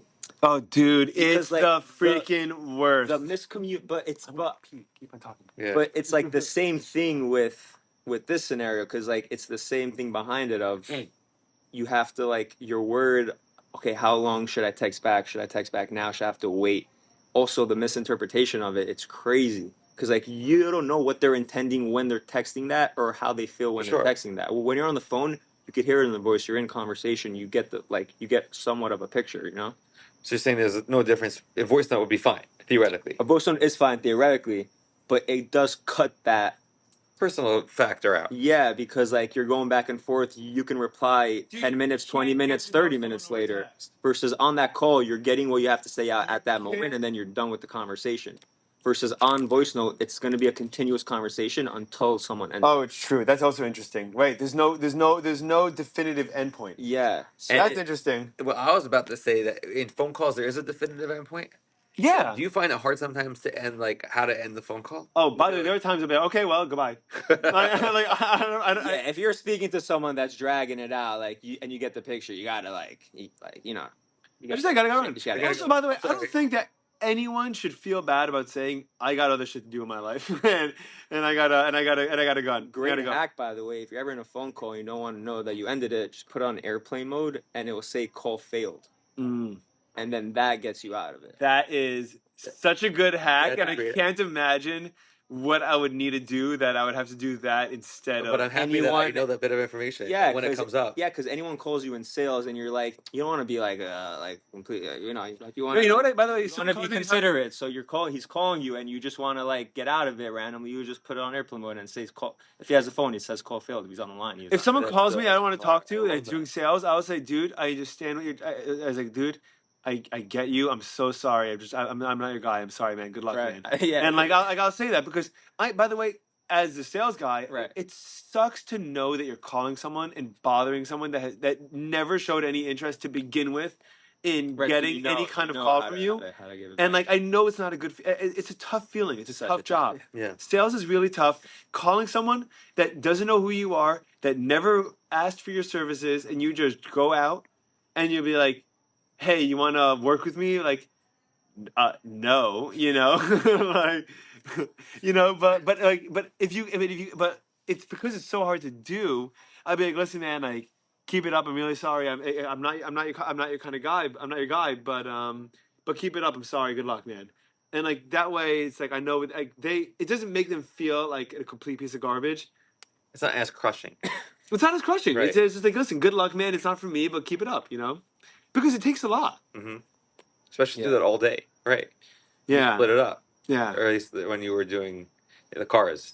Right. But you split it up half day driving. I'm so happy I got out of sales. I'm doing ABA now, and like the like not. Can you have to define also- ABA? I feel like no one could define what ABA is. Sure, do you want to know? I Chaim? can give you a good description. Oh, You're good. No, you're good. What was that? I just, in case I have ash in my cup. Oh, Just tiny bit left. Is that the Chinese, the Japanese? the Japanese whiskey. Chaim. Fine. This is easy. This isn't bad, right? It's not bad. This is great. Not nervous for It's fun. anything. No, not at all. No stress. And it also makes it, even if like it wasn't recording, I was thinking like even if we missed the whole thing and it didn't record, It's fun. it's fun. Like it's so cool that like we can have a conversation Just about things. about things and like just The kicking back realness. and like being able to connect for no one to listen. That's the point, by the way. It's funny because I think I have a theory that's what people enjoy listening to. People really enjoy. I think that authentic relationships are really hard to come by, and I think that people enjoy, even if they're just passive listeners, participating in something that feels authentic and fun and real. Where people open up. Yeah, and you can tell. Like you can tell when people are having Being fun. with You know another when you're having a person. good time, man.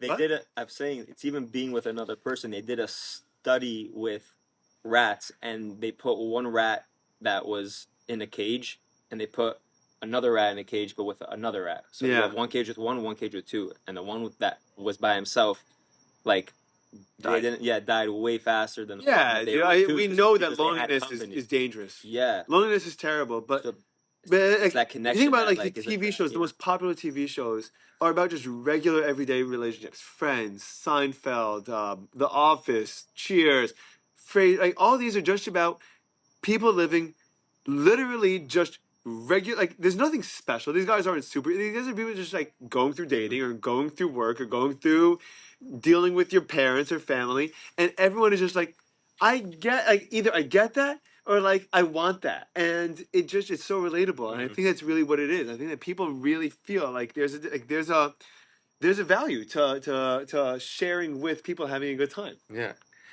They just put out on Netflix this show about a rabbi who started dating this girl. I don't know. I heard about this. And people are going nuts. What's it called again? Yo, these Netflix Jewish things are wild. Yeah. Let me just tell you, it's But like, you know what? It's a bit Hollywood. much. It's Hollywood. They make their living by misappropriating cultures, dude. Like if you Yeah, watch any like, Hollywood movie, if What's you watch, crazy is they're Jewish and they're getting it wrong. yeah, well, big deal because they're not because they're writing about something that they have literally very little experience in. very But- entertaining, but I know, but at the end of the day, for example, right? Not- Movies about how movies are made. Movies about music. Movies about how someone is successful in something, how something happened. It's never accurate. right. Like it shouldn't be accurate with anything because it's not. Like it's generally stereotype. It's packaged for as many people that could consume it as possible and appreciate it. But you don't think there's like a foundation of like a plot there or something? I think that there's universal human plots that people are interested in. Rebellion, I think people are interested in. Finding your own way, character development, a search for meaning, a search for relationships. Like, and then you can apply whatever specifics you want to those fundamental human experiences that everyone's looking for. And like, so for example, the search for a relationship, right, could be between a dude and a girl, could be between a dude and a dude, a girl and a girl, and like, and Possibilities are endless. the possibilities are the amount of genders there are, the possibilities are endless. But but at the end of the day, what it is the human desire for a relationship, and like we have, and especially streaming services who their success is based on the amount of people that are just purely signing up. Mhm. They want to make content that any single fucking weirdo on this planet could relate to.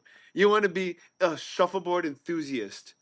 they have content for you. You want to be a straight white male, they have content for you. You want to be a left-leaning college student in Columbia University, they have content for you. You want to be a person living in India, living with a dude living in India with your family, they got content for you. And like, so they just about make everything because they want to be able to get as many different eyeballs on their content at one It's time. so crazy. I watched Mhm. YouTube grow up. You know what I mean? Like, That's great. I never do that, dude. dude, You watched what? I watched YouTube. YouTube grow up. I had it like the second year they came out. That I had to like search. I used it for music mostly, and then like randomly you'd see these funny videos. And then after Vine you have got LimeWire? taken down, people started posting on YouTube because they got paid, and YouTube was just had everything at that point. And took Did you use off. LimeWire? No, what is that? Never used that. You never used it? No, What I is don't know what that? that is. Sure, you would have I don't used even know it. what that is. It was What pre is it? Spotify, pre Apple Music. The way that people would illegally download songs, you put in the YouTube link, and it would convert the YouTube video to an audio, and then you could save it onto your iPod. Nah, my dad always just downloaded everything from his laptop. He probably used that. Or Yeah, something, dude, you know? he definitely did, dude. Yeah, no, I never used that. I feel like there were other things that helped you do that without this LimeWire. Yeah, like LimeWire. iHeartRadio I mean- was big. I had iHeartRadio, I think, for like a while. But that's a radio. That's a Right. legit radio. For like, yeah. Dude, I got Kiwi onto Spotify like last year. No way. I'm like, dude, where have you been? What are you talking about? He goes, what do you listen to music on? He's like, he told me, what did he tell me? Maybe even iHeartRadio. And I'm like, get off of iHeartRadio. I was like, I will Venmo you $7 a month to get onto Spotify if you need, It's dude. crazy. They even raised Apple Music. I was like, I don't obviously care that much, but like, it went from $10 to $12.99. It was at It's a big- $9.99 to $12.99. Per month? Yeah, That's a 25% hike. and I didn't even Oh, know. that's a lot. I know, and so the first month I saw that charge, I was just curious. Like, I didn't care about the $3, as no one should. But like, I called them up and I'm like, hey, just curious of why there was an uptick. I've been paying $9.99 for the past 2 years. Like, why is it $12 now? They're like, oh, we have Biden in office, basically, and I'm like, oh, okay. They said that? They didn't Wait, say that. they didn't say They that. literally said due to like inflation and Uh-huh. due to like the taxes, like they added more to taxes basically. Right. But that's it. And I'm like, oh, okay, so we have to think. Okay, so Yeah. okay, Biden. Okay. Wow, that's significantly higher than Spotify, though. No? Spotify's similar, I think. Yeah. Oh, that's $5.99. Spotify went up to, no. Oh, well, there's basic and there's premium. Oh, I have a family plan. I have a also, family plan as so well, I pay but how- $12.99. For Spotify? No, for Apple Oh, Music. for Apple Music.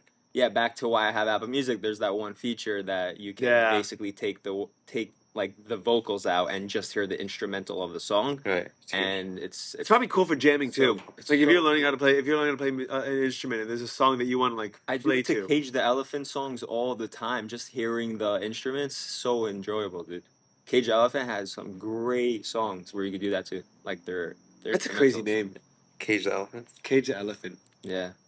Do you ever do it for karaoke? Do you ever do karaoke with, I love karaoke. which I've never Do done. you ever go? You never done karaoke? You're so the karaoke We type. should go. I don't go karaoke because I go to Love. studio. I did karaoke in Nashville, Tennessee last year by myself, solo one night. I was Solo. Solo. Were I've you done. married at that? It's not What? that Were you wild married though. at the time? I was married. Are you the type to go to a movie or like out to dinner I by would go to. yourself? I will never. I hate going. I've gone to a restaurant by myself once, and it was one of the least pleasant experiences of my life. Okay, and then movie. I go to movies by myself. I go to bars by myself. I go to concerts by myself. Okay, concerts I go by Oh, you myself wouldn't go to a also. movie by yourself? I I wouldn't love go to a movies by movie by myself. myself. I wouldn't go to a restaurant. A restaurant. Why I'm the not? opposite. There's something about eating at a restaurant alone that I find like fundamentally disgusting. I'm the I don't total know. opposite of that. You're I saying with find- people looking, like no one else was there. No, but also like If you went into an empty restaurant, I traveled a lot for work when I was single, and for meals I gotta get a hotel. I'd go to Walmart or any local supermarket, Publix or Kroger's or whatever. I would buy wraps, either tuna or deli, lettuce, and hummus, and I would make like a sick wrap for like 3 meals for like $14. Nice. And I go to a restaurant, I'm sitting by myself, and I'm just surrounded by people that are with other people, and I'm eating food that makes me feel disgusting that I'm overpaying for. And I'm like, Okay, so you had like Hard. bad experience. no, it's not just it's not the one experience. It's it's all the factors put together. It's the fact that I could be eating healthier, I could be eating cheaper, I could be eating by myself in the comfort of my. Without anyone staring at Without you. everyone's staring at the fact that I'm like this 6'4" giant dude just sitting at a table solo, like pounding. I don't know, like wings. Like I don't know. I feel like that's like a decrepit thing to do. So I'm the opposite. I feel like going to a movie by myself is like I could just watch a movie in bed. Why am I here? Like what am I doing? No, like, a movie I feel theater like, experience. Theater experience. Experience. How do you beat that? I I hear you. I'm not. I would way rather that bed with a movie than And at the popcorn theater. in bed. Then Also, if I watch a movie in bed, I'm going to sleep. I'm Here's falling the thing, asleep. though, you can pause it. That's like huge for me. You know what I mean? Like if you're at a theater, you have to be there. Like I have a huge FOMO. I do not go to the bathroom. I can't. But that gives me more discipline when I'm watching the movie not to be on my phone. Right. When I'm in theaters, I'm way less inclined to be on my phone than if I'm watching a movie at home on the couch. because you just go back 10, 20 seconds. Yeah, if I need, I'll go back. That's fine. But if I'm in a movie theater, listen, I'll text you back in half an hour. I'll text you back in an hour. I don't, like, oh, Right. sorry, just in a movie. I don't know. After dinner, I don't know. I feel like I'm pretty comfortable with myself, so like I enjoy like spending time with myself. Like Which I is do so too. cool. I love that. That's Yeah. really cool. So like I don't know. It's Like, so I don't mind restaurants doing it. for me, Like man. I've been many times like after I come back from like let's say an engagement, like I'm not trying to make supper. If my mom already made or had supper, if she ate it, like I'll just go to like I've gone to Jay-Z, got some ribs, got a a No glass way. of wine. Yeah, hell yeah. Really? Why not? That's awesome. It's so important giving yourself a good time. Yeah. But I you can't do that. You can't do a restaurant where everyone else is looking at Right, you. yeah, That's like- something else. That's you go. I mean, to had a obviously good no one's day looking on at me your because way no one home. cares about me, and I'm just a random dude that no one knows or cares about. Okay, so like imagine you had a great day. like objectively, no one cares. Like, how often do you pay attention to other people when you're at a restaurant?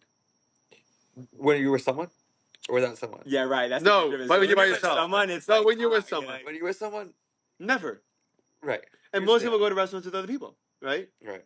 So Because most people aren't paying attention to you. There may be one other person that's solo, and dude, I already know what you're gonna say. I was in Orlando this past. I was in Orlando when we were there for the month. It's so funny because I'm very, very cautious to be, and it's not like it's funny because it's more taken for granted, I think, in the more observant Jewish community, but not in like the rest of the world. I'm very, very cautious in my relationship with other women. My friends' wives, or like even my my friends' girl, other people that like just other gender in general. I'm very cautious, and I like to be very yeah. I like to set very fair boundaries and very defined boundaries. brother. So I'm in Disney. We're not. I'm in downtown Disney, which is live music and bars and restaurants and shops.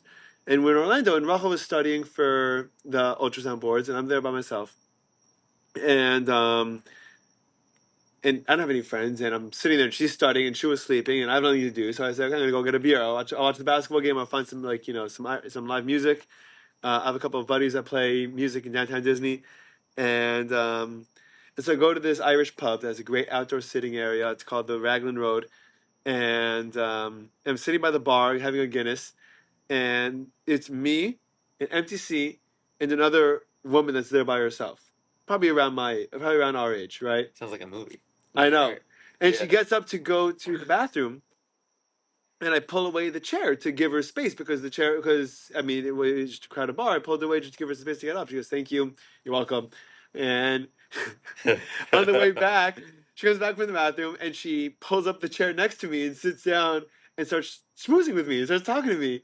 And I'm like, I haven't had a conversation with another woman one-on-one with my wife Right. there. And I'm like, well, yeah, my wife and I are here on vacation, and like, we're here for the month, and like my baby's at home sleeping, and I'm like wiggling my ring and like in the air. I'm like, and I probably looked like the biggest nut job in the world. I'm like, this is so not anything You socially. felt uncomfortable.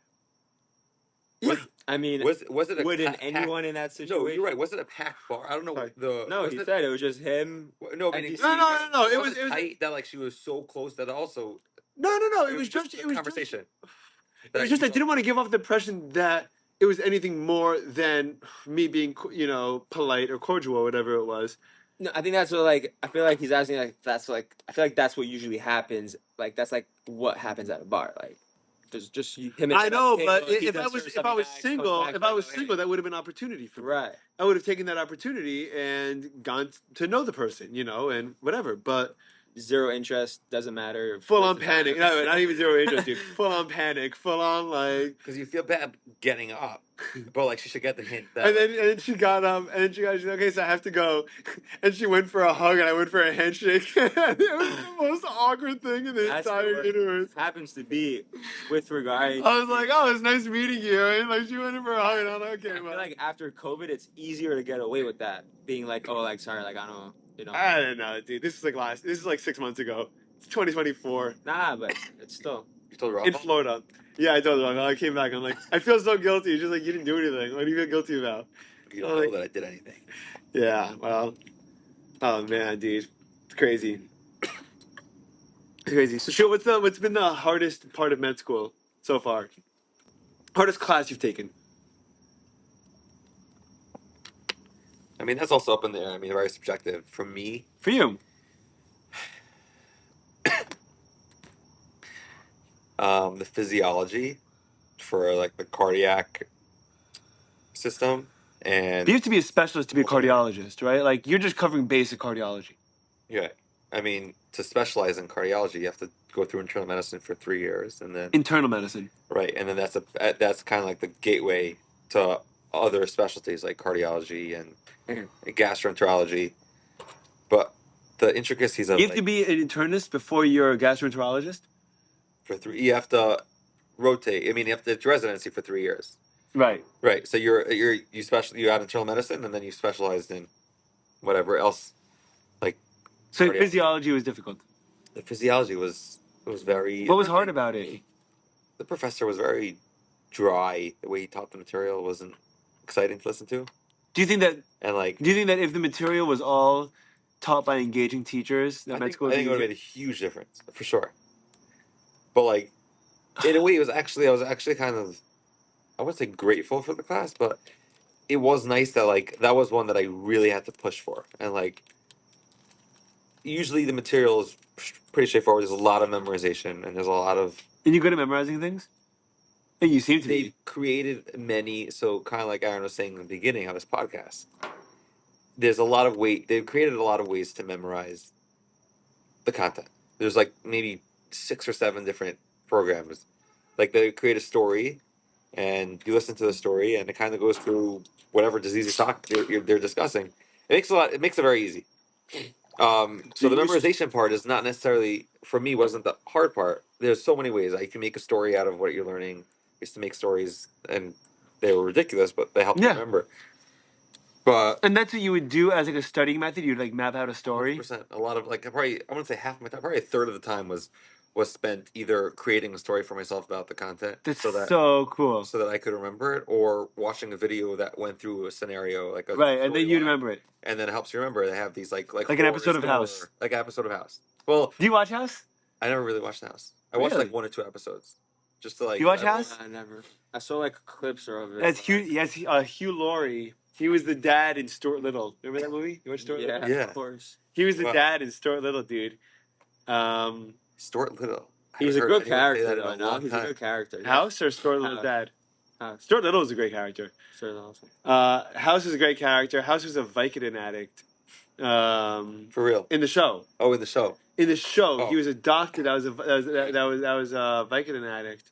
I'm reading a book now about the DEA's fight against the pharmaceutical companies over the opioid industry. And that apparently the part of Florida that we're living in, like from Broward and Miami-Dade all the way up to like Tampa, was like prime time opioid abuse centers. Wow. Well, because we're on the coast also, so it's easy also. No, because apparently the state of Florida's laws about it were particularly lax. Sure. Florida, Ohio, West Virginia, Maryland, these are all states that got like ravaged by the opioid crisis. And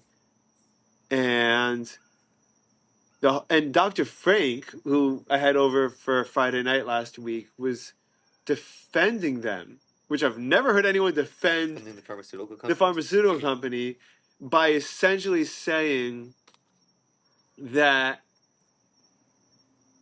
I think he was saying that they don't have the information required to know where, which I don't think is true, by the way. So I think that the premise of his argument is not right. But they didn't know where the shipments were getting sent. They just knew they had to manufacture them. So let's say, for example, if I'm Purdue, and he's saying, I'm just getting orders for 10,000 or 10 million prescriptions of Oxycontin in the state of Florida. I don't know how many are going to particular CVS in Hollywood as opposed to whether they're going to 50 between Hollywood, Orlando, Tampa, and St. Pete's, right? And so he's like, so it's not necessarily their fault that they don't know, like they're just getting prescription by the state and filling them out. But I don't think that was true. I feel like it had to be someone that knew. They knew. They had to be someone. That Well, knew. of course they were someone. So the sales reps. The person wasn't sending. There was something called called the chargeback where they would like find out that they would tell them which pharmacy was cashing which prescriptions and how many of them for what, so them to keep track of, and then they could get like bonuses and stuff like that. The people selling them, the people selling them could get bonuses. The people that were distributing to those particular pharmacies would get bonuses. Yeah.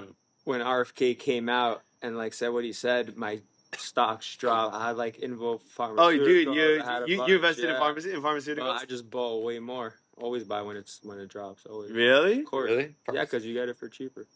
I mean, pharmaceuticals will always be on top. They have the best lawyers. They have all the money in the world. They're never. Dude, I'm so excited for RFK to make you broke, dude. RFK is going to destroy your Robinhood account. He's gonna, and he's not even gonna feel bad, dude. He's gonna be staring at you and be like, "Are most of your accounts? I never with pharmaceuticals. What? Most of your no, not at all. How about you? But yeah, because I don't invest in individual stocks really. I did for like a year, and when I say a year, it was like I made like 4 deals in that year, right? But then I was like, I can't freaking predict how freaking well or not, like. Right. You know, it's gambling. Everyone that does it says it. It's gambling. But buying individual stocks is gambling because the forces that determine whether a stock goes up or not or down are beyond it's not rational. They're not rational forces. 100%. I agree. They're completely irrational. Why is Tesla worth more than 10 or 15 times the next 10, 15? You're just speaking politics, though, because you're going into Elon. Like it's not politics. It's worth more. Yeah, 100%. He, like, came in and did his own little thing. Like, he could send a one tweet on X and have his stock either up or down in a second. Like, yeah. By the way, that's also that. Like, it's also very interesting legally because he got sued for that. Legally, he literally said that. If your freedom of speech is tied up with your company's well-being, right? So Elon seems off his rocker, and he has SpaceX, SpaceX and Tesla and Neuralink and Twitter and the Boring Company all go down because of something he said. Should his freedom of speech be restricted? Because so many people's lives and livelihood and money are dependent on what he says. You're saying theoretically, if he would say something, this has happened. For example, there was a very famous time. There's a time where he planned on taking Tesla private. Okay. And he sent out a tweet: funds acquired to take Tesla private. Sent out a tweet. First of all, a tweet doesn't, by any stretch of the imagination, have to be real. People joke on Twitter, people troll on Twitter, people do whatever, right? But he sent out a tweet. Wait, and it said funds acquired? Funds acquired to take Tesla private. Right? Like, he wanted to buy it out. He didn't want to be a publicly traded company. He didn't want to have the stockholder responsibility, whatever it was. He didn't want Wall Street breathing down his neck. So he wanted to take it from public to stock drop. I believe it dropped like crazy. I believe. Very quickly within, let's say, the next couple of days. And then he got sued, I think, by the FTC, by the Federal Trades Commission, and because his speech had a direct impact on the financial well-being of other people that are dependent on him. So does he get less freedom of speech because so much is dependent on him or not? Well, already I think with great power comes great responsibility. he has government contracts. To a certain extent, he has things he can't talk about and can't say. So that's Yeah. kind of what you're saying. Like, Oh, dude, that's why he said he's never seen aliens. Because he has government contracts, dude. I don't believe in aliens. I believe there's life on other planets. When I say That's life, what aliens mean. No, when I say life, I'm talking about like plants and like actual things with like like that's what I'm talking about. But there's no like it says That's in what aliens Torah, mean. in Brachos. It says that there is life. So on other there is planets. life. It says there's life on other planets. But when it says life, it's not talking about any being. Intelligent life. Yeah, it's talking about like plants Dinosaurs. and like plants and like things that I bet there's intelligent life are out there. from the I bet there is. I'm not. I wouldn't be surprised. Zero chance. Zero chance. Zero chance. The odds are a lot higher. I'm coming from higher than I'm coming from a Jewish perspective. Even so. Jewish, dude. There's no perspective in Judaism that says that life isn't on other planets. Well, there isn't any that is, and that indicates No. that there isn't, dude. That's not. No, not at all, dude. Straight facts. If the point, if what Judaism is if there about, was, they would talk about it. That's all Judaism, I know. Religion is local. Judaism is about our lives on this planet because that's what we need to survive on this planet. It's a relationship with God. I know, but it's not, and the world, and it's not relevant to the world that you don't exist in or on. That's a deep concept. If you want to just let that sit for a second, Judaism is a relationship with Hashem. Like that's at the end of the day what it is. With God. Yeah. Yeah. It's what the concept. That's how I view it, at least. Yeah, but you don't know what God is. And that's why. So, and that's a great question. That is a great question, actually. I know what God isn't. I know God's not a Santa Claus in the sky that's looking at us and happy when we do the right things and mad when we do the wrong things. I don't think that's what God is. I don't think God is a cosmic zookeeper that, like, he gives us treats if we like do X, Y, and Z. Right. Like, I don't think he's. I can't imagine. Like, that's. Well, if you want to go deep, like at the end of the day, you're a soul. So like when you know what I mean, like your body is just a shell. But you know what that means either. Like you have to define these. You have to like. Right. I'm not disagreeing with the terms that you're saying. We don't know what it means. Right, but it's then not on our realm. So then so either don't talk about it, right, or talk about it in the sense of what would you do if you were like to get to that point of understanding, right? Meaning, what are you not? That's why I said when you talk about God, right? Or for example, the other example that Jonathan Sachs gave in one of his books that he wrote. I used to read all his books. Rip, I miss him. It's sad that he died. I didn't even know that he was sick until he died. Just his. He died a couple of years ago. Was it just his? Yahrzeit? Yeah, his first. No, it must. I think 3 or 4. He died of cancer. But one of the things he said is like, for example, you could sit with someone and explain all the rules of a sports game with them and bring them to a stadium, but if that was the first time walking in, they wouldn't understand what it is, right? Like, you have to be beyond something to understand it. 100%. Right? We have space, time, and matter. That's space and time is it. And matter. You can't have space without time, and you can't have time without matter. You can't have. No, you can't have time without space. Is matter. Sorry, space is matter. Space is also matter. You can't have matter. Matter is confined space. Right. What I'm trying to say is you can't have one without. What are you looking for? Water.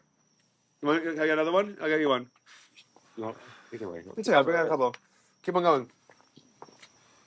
Keep the J going.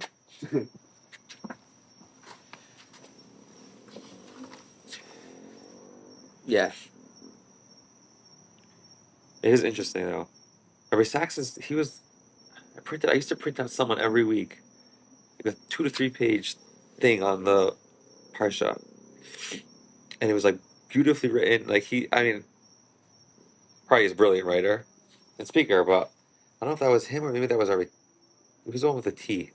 Rabbi Taft. I wouldn't know. That's some good content though for Shabbos, huh?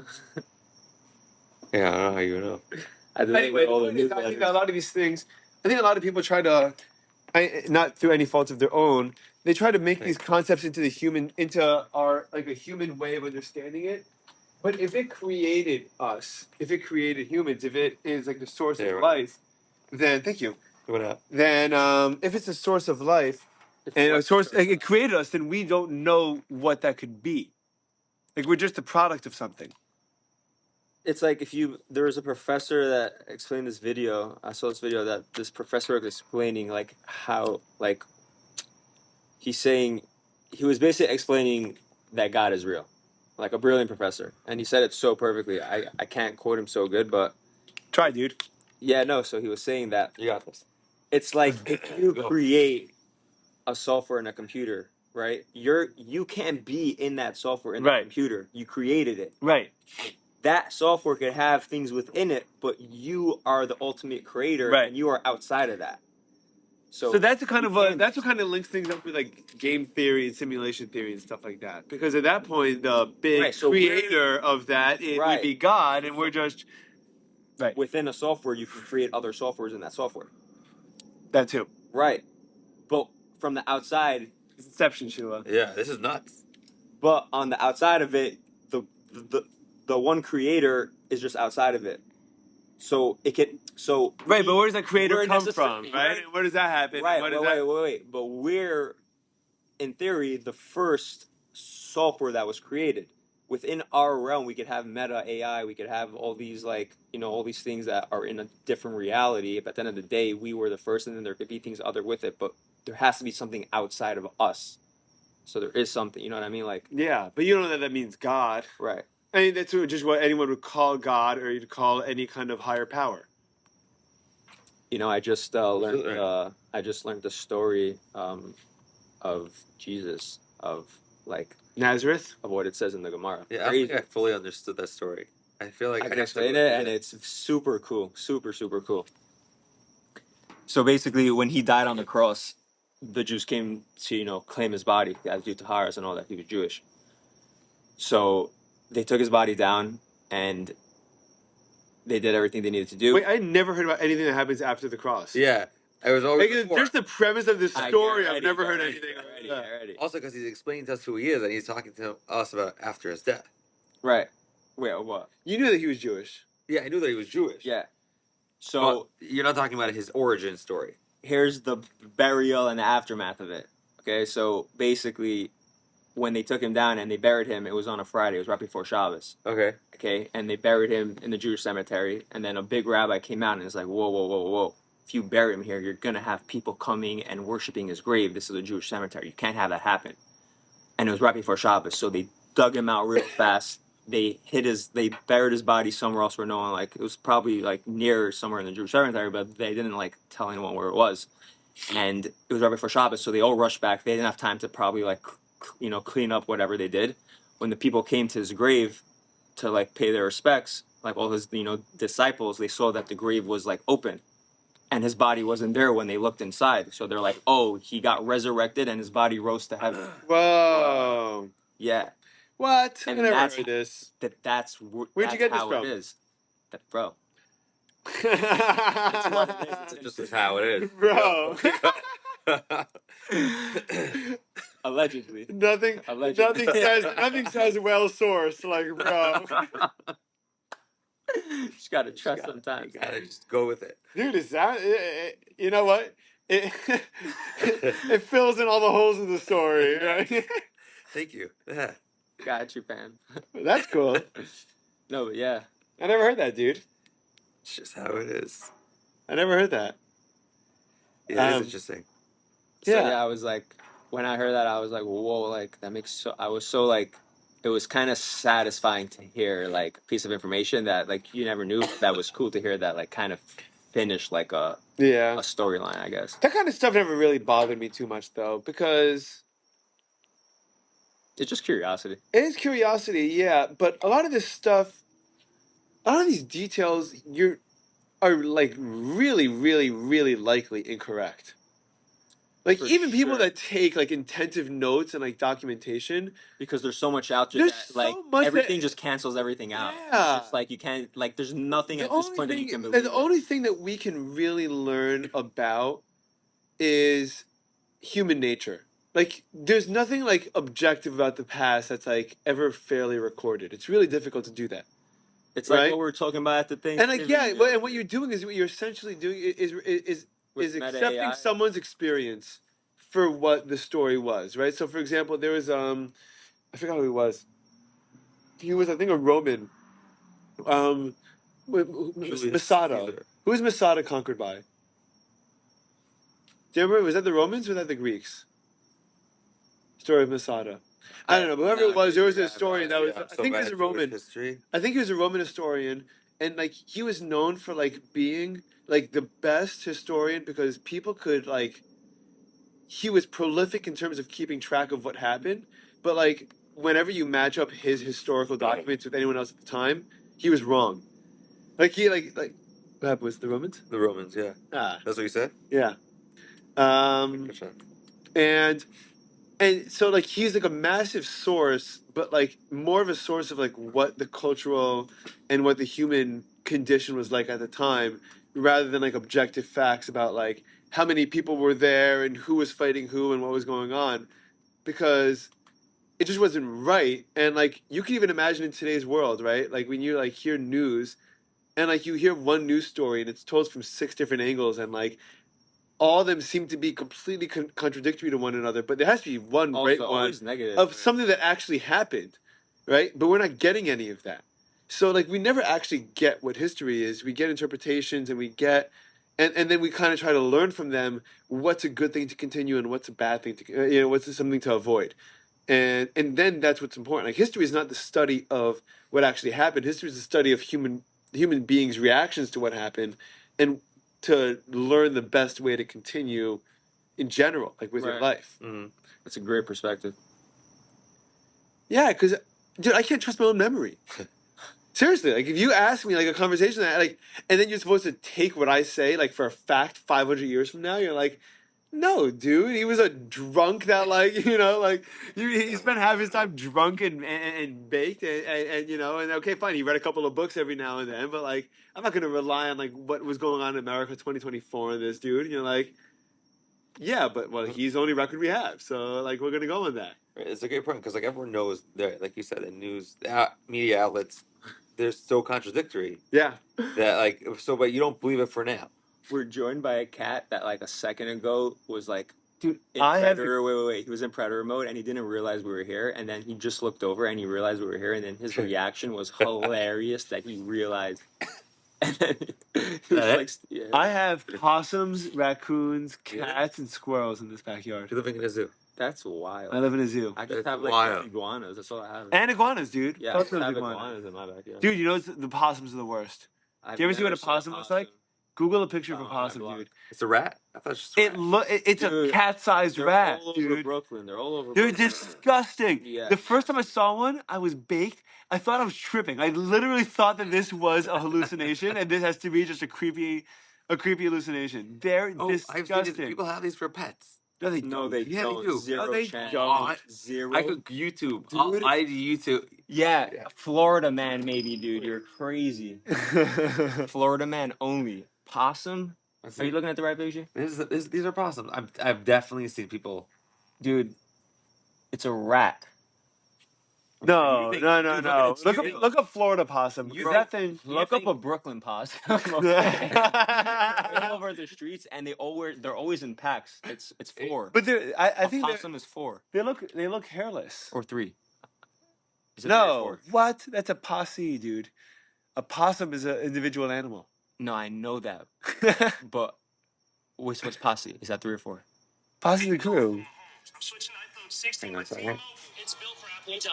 What is this? Get 4 iPhone 16. Shua, you can't got keep that that on us. You YouTube. gotta get I'm YouTube sorry, on. guys. Sorry, guys. Dude, the podcast will reimburse you. You just edit. Oh, That's why. By the way, I would love to buy one of those Volkswagen electric cars. that was great. They're so cool. Yeah. And can you look how much these are? The new electric Volkswagen bike? I would buy one.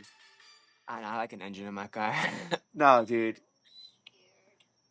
Ew! Okay, you're showing us like from a baby and like it's clean, dude. They live in the sewers, dude. Dude, they're This is what we're talking disgusting. about. This is the Yeah, but they get big and also they get hunchbacked and they're like Bro, hunched over like you know from what their evil tail like looks like? Quasimodo. It doesn't look so bad. They have a rat tail. It's a rat. It's a rat. It's a rat. By the way, so are Straight rat. squirrels. Squirrels also, yeah. Squirrels are rats just They're with just cooler hairs. tails. Yeah. Anyways, so these are crawling around in your backyard. When I went to I hate Canada that. as a kid, I saw a black squirrel for the first time, and it blew What? my mind. Yeah, they A have black squirrels. squirrel? Yeah, Canada has black squirrels. You see them What? also sometimes in Wait, do they look like skunks? No, it's the same. It's a regular squirrel, but it's black. Bro, here. Bro. Just ChatGPT. Nah, I'm trying to show you like the image of a black squirrel. Because when I saw it, I was like, it blew my mind. So the worst pet in your backyard is a possum, Yeah, I hate possums. just because they're ugly. They're just It's just whoa. it's the same as a squirrel, but it's black. Whoa, that's well. I know, but imagine seeing one of those. I think like a demon like infected a squirrel. It was mind. Like that's cartoonish. That's weird. Sometimes they're like a bit lighter, like a bit more brownish, but like, so cool. Yeah, it's crazy, dude. I don't know, man. I hate possums. Raccoons aren't bad looking, but they're aggressive and they're shitheads. And they look for things. They have hands. They have thumbs. Yeah, they're legit Have crazy. thumbs, dude. They're legit crazy. They have a good dexterity. I have a friend that got attacked by a raccoon, I did. dude. They go into garbage. I have a friend. Yeah, they go into dude. They open that. I have a friend that he was walking with my dad Friday night to Shua, and he opened a neighbor's garbage can to throw out his cup, and a raccoon jumped onto his head, Oh my god, dude. And he screamed, and I think he threw it or he knocked it off. Throwing it's crazy because throwing it means you have to grab it and toss it. Knocking it is just like a hitting motion, right? An iguana fell on my head last week. I would shit myself. No, dude, I would lose it. it was frozen. Oh, Frozen in how'd it the fall on tree you? on Where top were of me you? Because I was outside my house. I have 2 trees outside my house that aren't palm trees. They're actual I forgot the name of them. Just talking about this. That whatever. They're like they're regular like what's the average? Is there a name for like A tree? Palm Yeah. tree? no? That's a non-palm tree. Like, Oh, not a palm tree? it's just a regular tree. Like, is there a name for that regular tree? No, dude. All trees have names, man. I'm saying. I don't know, dude. What's the actual term for I don't know. a This is a regular mango tree, I think. This is a maple tree. A mango. Right. But I So haven't wait. So if there weren't mangoes on it, what would it be?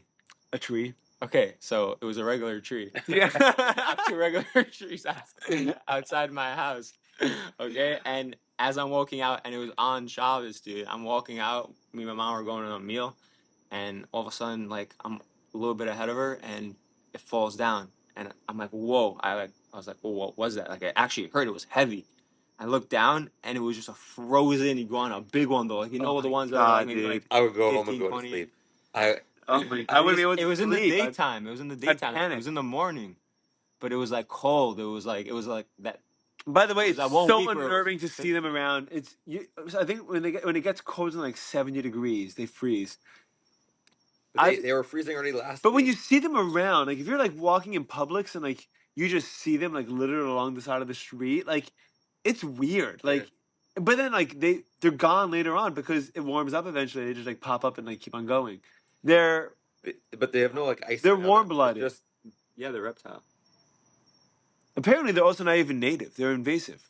Very invasive. They were brought here from like South America and the Caribbean, I think. So Florida Or Central America. About 10 years ago, they made a bounty on them. Yeah, it's like $50 per one, right? Yeah, for Or $25 for iguanas. So what people started doing was shooting iguanas. No, so what they started doing was they started breeding them. Oh, that's and nuts. then putting them in to No. That is Dude. It was huge. I think it was in like 2000. That is. It was in like 2007 or 8. I'll show you the article. If there's People any started breeding state, them. Wait, listen. They that would took the happen would be bounty Florida? away.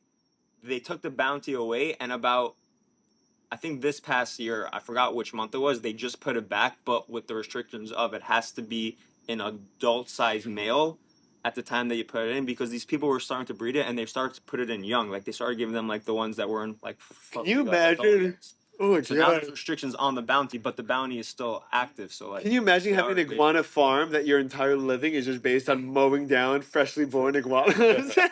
and raising them You until just they're shoot big them and all then in your shipping them backyard, and out. you just bring them in, and that's your living, and you just keep a factory of freshly killed iguanas. It's crazy. Yo, also It's those crazy. ducks. I don't think Those, that's allowed. Those ducks are disgusting. Those ducks are also invasive. Are they? Yeah, They are. seem invasive. They feel like They they are. like would get in your all in your business. They Those get- white ducks. The ones you No, see those at are the red Publix beaks. or The like ugly, like in red. Coral We had them Springs. There's outside. a bunch. Yeah, of you have them outside. I like the cranes. The cranes are nice. Yeah, Yeah. those are pretty. Those guys are chill. The long white necks, and then Yeah, there's always dude, that I'll one hang out with black them. sheep. I feel like I'd hang out with the There's crane. always that one black sheep in there that's like a different color. Yeah. You know? Yeah. I Yeah. love that one. That's like the best one. Dude, I feel like I can hang out with the cranes, most. man. I can just like sit down, and, like smoke a J with the crane. Yeah, you gotta raise one as a baby. That's the only way. What? I said you gotta raise one from a baby. That's the only way. A crane? Yeah. But And apparently peacocks, peacocks, Peacocks. flamingos are not born pink. yeah, right. They're born white, white. and they get pink from eating shrimp. The pigment from the Yeah. shrimp Knew that. Yeah. changes the color. There are white flamingos at the And zoo. it's so That crazy. is I like never the knew most that. overrated, underrated fact. Yeah. All the baby flamingos you see at the zoo, they're all white. It's Yeah. cool. I You ever just go to assumed Miami there were Zoo? just two colors. I feel like it.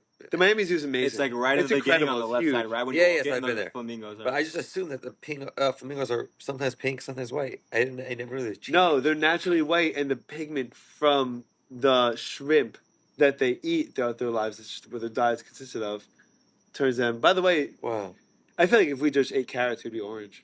Yeah, it does happen. That happened to my friend. It stains you. My friend yeah. Andrew, he told me super in eighth common. grade he ate oranges for like not orange, carrots for like a week straight, and his skin turned orange for like 2 days or something like that. Is there any other food that happens with, or just carrot?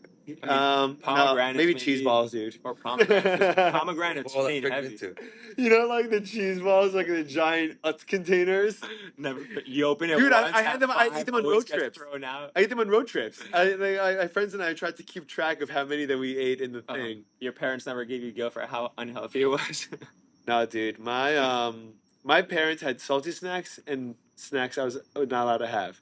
Salty snacks were like Bisley or Bamba or pretzels or chips, and like candy was like Laffy Taffies or like sweet cereal or stuff like that. Nice. So I was pretty much always allowed to have like chips or pretzels and stuff like that. And my body would naturally just tell me when I'm when I'm sufficiently poisoned. but like I'd have like a bag of chips and like my mom wouldn't stop me from having a second, but then I'd eat the second one and I want to throw up and I'd be like, okay, I don't want to do this anymore, but I don't want to eat Laffy Taffies either.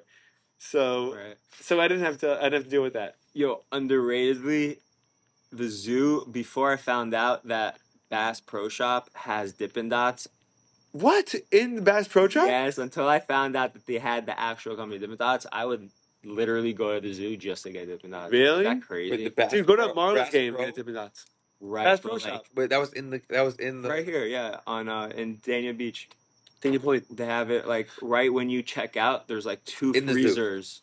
Yeah, but no, but the zoo has like all the flavors. They have like all the flavors. They have standards. But the Bass Pro Shop is in the zoo. No, What's your Bass favorite Pro Dippin' Shop's Dot? right here? Oh. Dude, did you tell me that you prefer Dippin' Dots to regular ice cream? Oh yeah, I'm a fanatic on Dippin' Dots. 100%. You don't. You prefer Dippin' I Dots would to take ice The cream? texture of Dippin' Dots is The texture- uncomparable. 100%. Yeah. Are you guys crazy? Easy. Like texture wise, Dippin' Dots. Certain flavors, obviously, I'd Softer rather. Carvel vanilla ice cream, or with rainbow sprinkles. I'm taking or- either cotton or- candy or banana split Dippin' Dots Are all you- day. Yeah. Goodness Especially if it's ice gracious! cold and Yeah, even the cookies and cream is a great choice, but like that's my third option. You wouldn't every single day. Also, it's like I think you biggest guys cup are sick. every time. No, it's the. But I maybe get the I largest wonder if is it actually because it's so good or just because like we used to grow up with the regular ice cream, so now That would make maybe I you like the more inclined texture. to like it. I think. It was- No? It was a mixture of the new texture and the. It tastes like you're eating ice balls. That's and what it is. yeah, the is it the But what's wrong nitrogen? with that? It's not better than ice cream.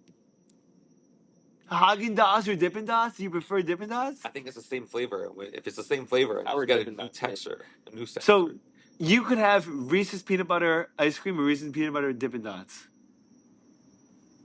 Dippin' How are Dots. Dippin' Yeah. Dots made? Wow. Dippin' Dots. I'm I'm genuinely You're really blown blown away right now. I'm actually blown away. Why? I've never heard a single human being in my life prefer Dippin' Dots to ice cream, and I just met two at one How many time. have you asked? You're right. A bunch. I feel like if you take 100, Yeah, 100 dude. survey, 100 people survey, No way, 100-person survey. most people will come out. I wish I had more Twitter Dippin' followers. Dots I is could do an that. ice cream Yeah, right. snack Immediately invented Twitter. by Kurt Jones in 1988. Whoa, Yeah, that's old. That was not been popular since 1988. The confection is created by flash freezing ice cream mixed in liquid nitrogen. That's how they make the ice balls. Yeah, there's actually a store in Aventura. It's called something nitrogen, and they make. Oh, is it in the mall? I don't know if They have it one in the maybe mall. also, but they have it where Holy Schnitzel was originally before they closed down in that same parking lot Yeah. on Biscayne, and you see also how they make it because like in the shop everything's open, so like you see the actual machines with the nitrogen game like pushed in, and the whole like shop is like has that smoke from nitrogen a little bit, you know, like that fog. It's like a very cool experience, like it's cool. It's good for And dates. and you could also Yeah. not really. No, you haven't taken a date there. No chance. Why? It sounds Why? like it could be fun. It's too far to drive there, dude. I That's mean, why. Me It personally, took you an hour to get there. You haven't even talked about what time you got on the date. Nah, me personally, like if we're getting anything to eat, I rather just get like a good dinner if it's like further along. But like in an initial date, I'm more like active. I want to like go to a setting where it's like. Did you more spend a exciting. shit ton of money when you were dating Shua? Not so much. I only dated 3 girls. Really? That's clutch. Yeah. Do you know how much money I spent? You know how much money? I don't want to say wasted because at the end of the day I got where I Not was supposed to wasted. get. All right. But it's pretty wasted, dude. You know how many great hoodies I've lost in my life? Really. Hoodies. How do you lose hoodies?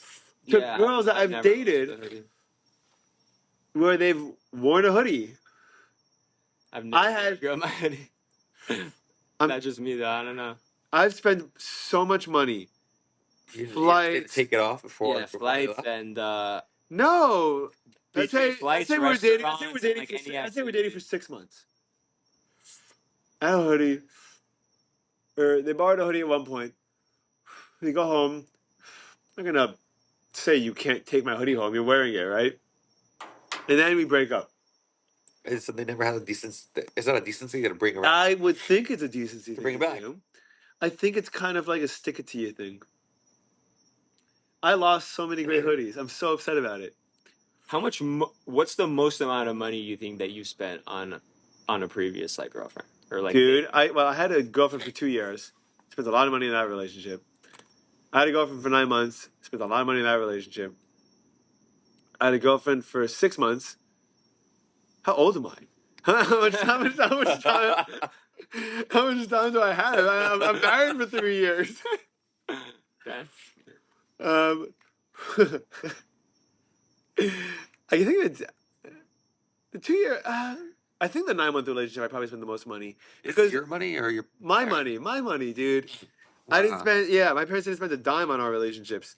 That's not true. They spent money on my first relationship because I was still in college.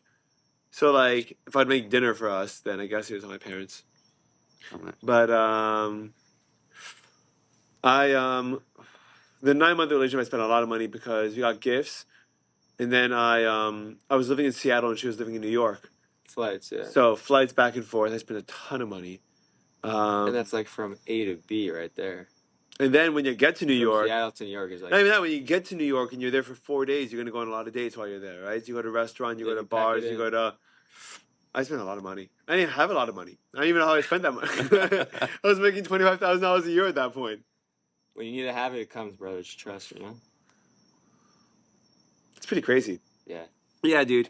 But it was all a waste of money. But I mean, it was also a waste of sweatshirts, dude. Like I had a sweatshirt I got in Disney World when I was like 14. I loved it, and it fit. It was one of those sweatshirts that was always. Yeah, I know. It was it stays comfy no matter how many times you wash and dry it. It's the best sweatshirt. And it fit me like through high school and through college and like as an adult. You know what Dude, I mean? it kept it. I know what And you're talking about. and she still has it, dude. Wow. She still has my hoodie. I'd send someone pick it up. I've tried actually.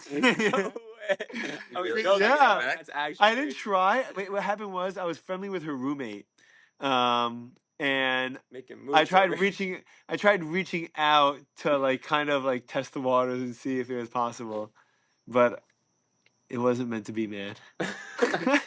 I wasn't meant to have that. I wasn't meant to have that sweatshirt, I guess. No. I don't know. Yeah, it's a tough loss right Caution. Make sure before you. You only dated 3 girls. Yeah, only dated 3 girls. My sister was the first girl my brother-in-law went out with. My brother-in-law only dated 1 girl. Wow. And that was my Wait. sister. That was not Alicia? No. That's your. That's my other brother-in-law, Penny. Shock. Wow. But that's also like frightening, right? It's crazy, dude. Yeah. First girl. What do you compare it to? There's nothing to compare there. it I know a to. lot of people that actually got lucky like that. You know a lot of people? Yeah. I don't know anyone else. First girl you date? Mayor Davidson, first girl he dated. And then on the date, he was like, I'm marrying you. No way. Swear to God. Do you think that? So I think so. It's funny. I was whenever I talk to my friends that are not shidduch dating or not, Right, so you know, that was a shit out date. So that's like even more like. I think that there's an enormous benefit. I think that the world should implement the type of philosophy of what shidduch dating is, which is that there are fundamental values that people should make sure that before you even saying they spend should any keep time going, with man. them. No, but not even that. No, because that's What are your that's the biggest values? part of it. Imagine you go on It's all 7 dates about- with someone or 10 dates with someone, which I've done. Not I've done, but I've gone on, let's say, 3 dates with someone, and then I found out something about them that is like fundamental to who they are. That like if I spoke to anyone before going out with them, they would have told me that, and I would have been interested in going out with them. Right? 100%. So let's say even it's something like superficial, easiest case to comes down is political, right? Imagine if someone like I meet a girl and we go on 4 dates and then you start talking about politics. You're already emotionally invested in this person. You're already probably physically invested in this person. You're already No, but that's what I'm saying. you're already Like, there, you and have like, to and so find you that- start compromising on your values, or you or you keep on dragging it along, hoping that something changes. But if you find out in advance, and that's what the value of Jewish dating or shidduch dating, I think, is that like you find out before you go out with someone. How religious are you expecting your family to be? What kind of schools are you expecting your kids to? How much time Yeah, do you want to that spend? homework is what you're saying should be implemented What? before going out. Yeah, and then when you go out, Right a now, lot of homework that is doesn't- already established, and you go, "How do I like you as a human being?" Because a lot of philosophically, you and I already got along. How do we get I along? mean, but that's basically what these dating apps are, because you have the whole bio, you have their description, you have everything about Yeah, them, but and they then have it's to like, be hey, honest, which right, is iffy. right. So then you're saying it has to be more like if you're, so like, but that's where people are meeting. I just think people in type of world. general, people should be open to the notion of knowing about the person before they go out with them. I don't think that's a bad thing. Right. And I think that like having an idea of like you're like, let's say there are certain things that I care very strongly about and a bunch of things I don't care very much about. And then you care very strongly about the things I don't care very much strongly about. You already have something you could work with, right? Because I'm not going to be invested in it and you're free to pursue your passion without it conflicting in our relationship. Does that make any sense? Yeah, I was just thinking that like what the actual date is when you're going on that date, there's nothing physical about it. So like No, well, for there's all you know, physical, she when could you have meet someone, a there's, huge beauty. Like just an example, like obviously, like this doesn't matter, but like you don't know anything about anything physical because that's not where you're at. You're just first seeing if there's a connection. You're seeing who this person yeah, is well, internally. but dude, and there's then so that much that comes you take in. after. That's not true. There's so much you take in initially. You take in a Right. face, you take in a Of course, general for the- figure, there's a lot you take in Right, but initially. but the connection, there's no physical connection until like it depends how religious you are. I don't think that's obviously, true. There's got to be this because you know what it's called? It's called tension. Right. It may not be like a For chemical connection, but there's tension. There's the notion of knowing that someone is attractive and like, and there's a physical restraint. Like that's a palpable and tangible energy. Like It's so it's crazy. What's the worst part about dating for you? wild. I kind of don't view it as if there's a worse part. There obviously It's are. all good. It's all varying degrees of bad. No, not at But all. that's be Like, something that like you dread, like my coming up, the date perspective coming going, up. I feel like I don't know. I feel like my perspective going into dating is more of like I'm trying to accomplish something. I'm ready for that next step in my life. I'm trying to see who I'm going to be with for the rest of my life. So it's like I'm trying to find that person. Everything else that's around that, obviously, like I'll do my due diligence. Everything makes a difference, but at the end of the day, like yeah, you're like it's not like work, but like you have to do your It's work. just a process. Yeah, Part of the it's a process. So like I would say a hard part of it is like getting into a process and then restarting it. Like Oh, that's yeah, always that like sucks. you know what I mean? Like Getting invested in someone, and then Right. you start from scratch, and you're like, "So tell me about like," and you're like, "Oh my god, I have to tell you this about Yeah. me again." Like, So like how many times can I tell you about my family? How many times can I tell you right, so about like my? the more persistent you are about it, the more that comes up versus the more slower you are about it, the less that comes up. So you really have to pick and choose like how you want it to be, but obviously you want to lead towards that more so like you get to your goal faster. What was the you? No, because I Did feel you like have a worst part of dating for your 3 dates? no, so it's 4 girls. So it's one more girl. So still three to four is not. Yeah, but how many And the dates did you go worst on per part, girl? You probably didn't go more than 2 or 3, right? it was 3 was the first one. The second one was 1. Well, the third one was like 6. Whoa, you're lucky you wouldn't marry her. Yeah, I think that one was really like that was pushed on like unnecessarily. Like sometimes like they're so yeah. There's So also, to by the way, the answer your pressure and that's also a huge problem. The pressure that like the person that's setting you up will put you in, like to continue going right. out. That's why I love the more It's organic insanity. way. I'd rather just get the number But then and you like lose. deal Yeah, with but then you them. lose it. But then I lose what? You lose the. Oh, I guess you can find out about the person in advance, and then you just get the number, right? Hello, you lose the whole process of having miscommunication, someone in Yeah, between, people don't someone to like to break up with other people, and it gives you an out for like the first 5 dates. Right, That exactly. Like is you don't that is a negative to that 100%. Trust me, I know all It's about that. so much It's better super hard. to tell someone to text a friend, "Hey, I didn't think it was for me," than call someone and say, "Hi, it was nice meeting you, but I don't think Trust it's me, for me." Do you think super it's wrong to hard, do but that? like No, it it's just so sucks hard. to do that. No, but So, after you go out with someone 3 times, is that enough for a phone call? no. Just No, say, no, no, no, no. You could tell. Yeah, no, that like okay, we're talking about going out I'm for talking like about for more than like 6 or 7 dates. yeah. 6 or 7 dates, I think, where like you're legitimately like getting along and you're going out for an extended period. Like you're going out for 3 or 4 hour dates. right. I think that you owe the person a phone call and just to say, "It was very nice getting to know you. I just want to say I don't see it working out, and like best of luck. Good luck. You take care." Yeah, anything over 2-3 weeks, like you know what I mean, like probably 3 weeks. But within that, you could be like, "Listen, it was so nice to get to meet you. I just don't Also, see that's this." with also texting all day, like in No, between you back don't and text all forth. day. No, right? I'm saying, but at that point when you have it Oh, at down that the point, you line, probably are like texting, right? yeah, You so like break shotgun is the expression. That's what they call it. You never heard of that? I've Break never shotgun. heard of that. Break shot. So the person that sets you up is a shotgun, and when you break shotgun, it means that you're serious enough that you guys are willing to communicate directly with one another I didn't instead know of that. vis-a-vis the person that set you up. I think the times that I had a shotgun, I've broken all of it within like 2 days because like every girl was just normal enough Yeah. to like know that like hey, like we're So both I didn't. adults here, like Right. what are we doing, like Rachel and I went on because we knew each other prior to going out. We went on basically a day by day basis, whereas pretty much like I would follow up after a date. You'd be like, "So, do you want to go at like another one?" Like I just like hope for her to say yes, and like yeah, I give it another shot. I'm like, So okay. you had that's first bro, date? that's crazy because You you're had a not number from bro. the first date? I had her number to ask her out. Oh, My sister, my sister set us up, and I knew that she was going to say yes, but I just reached out to her to find a time. But like, Did you just say that on the day you asked her about the next date? no, he texted no, her no, no, after. no. Oh, I okay. I that's a thought mean thing to do to someone. right. So I thought I was like so confused. I'm like, I'll that's text not, her after the date. okay, I'll that's what just I'm say I saying. had a great Okay, time. yeah. Would I you be thought interested in going out right. again? I thought you said during the day. I was like, whoa. And then after like 3 of them, I was like, I'm pretty confident about this one. Wow. Like I don't have to like not that we're gonna get married, but like I'm confident that like Well, you know you that are. we're not gonna that I don't have to keep on asking about like that. We're just gonna keep on going out at this point until something makes me not. But it Right. didn't.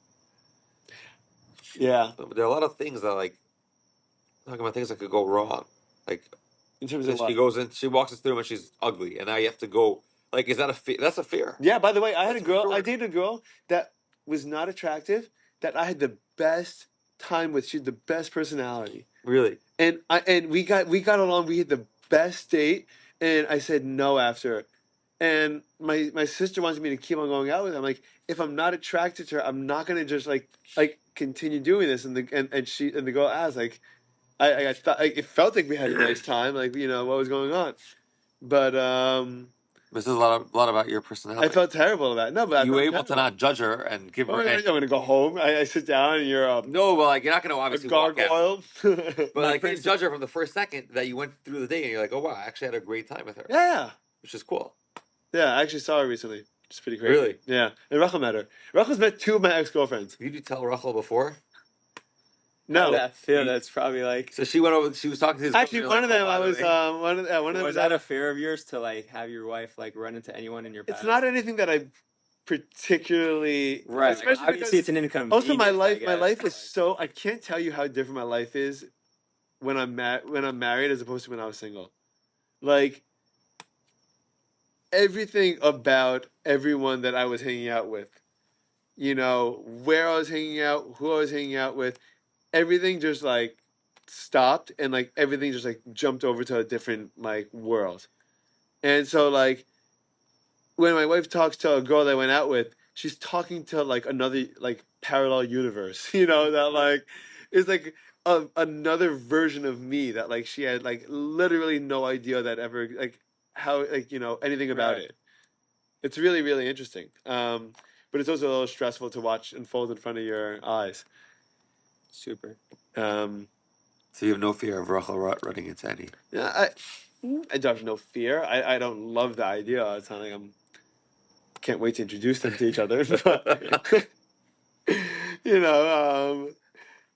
I also But this girl you dated one time. That's one. That's like I'm so secure about it. Like I'm married.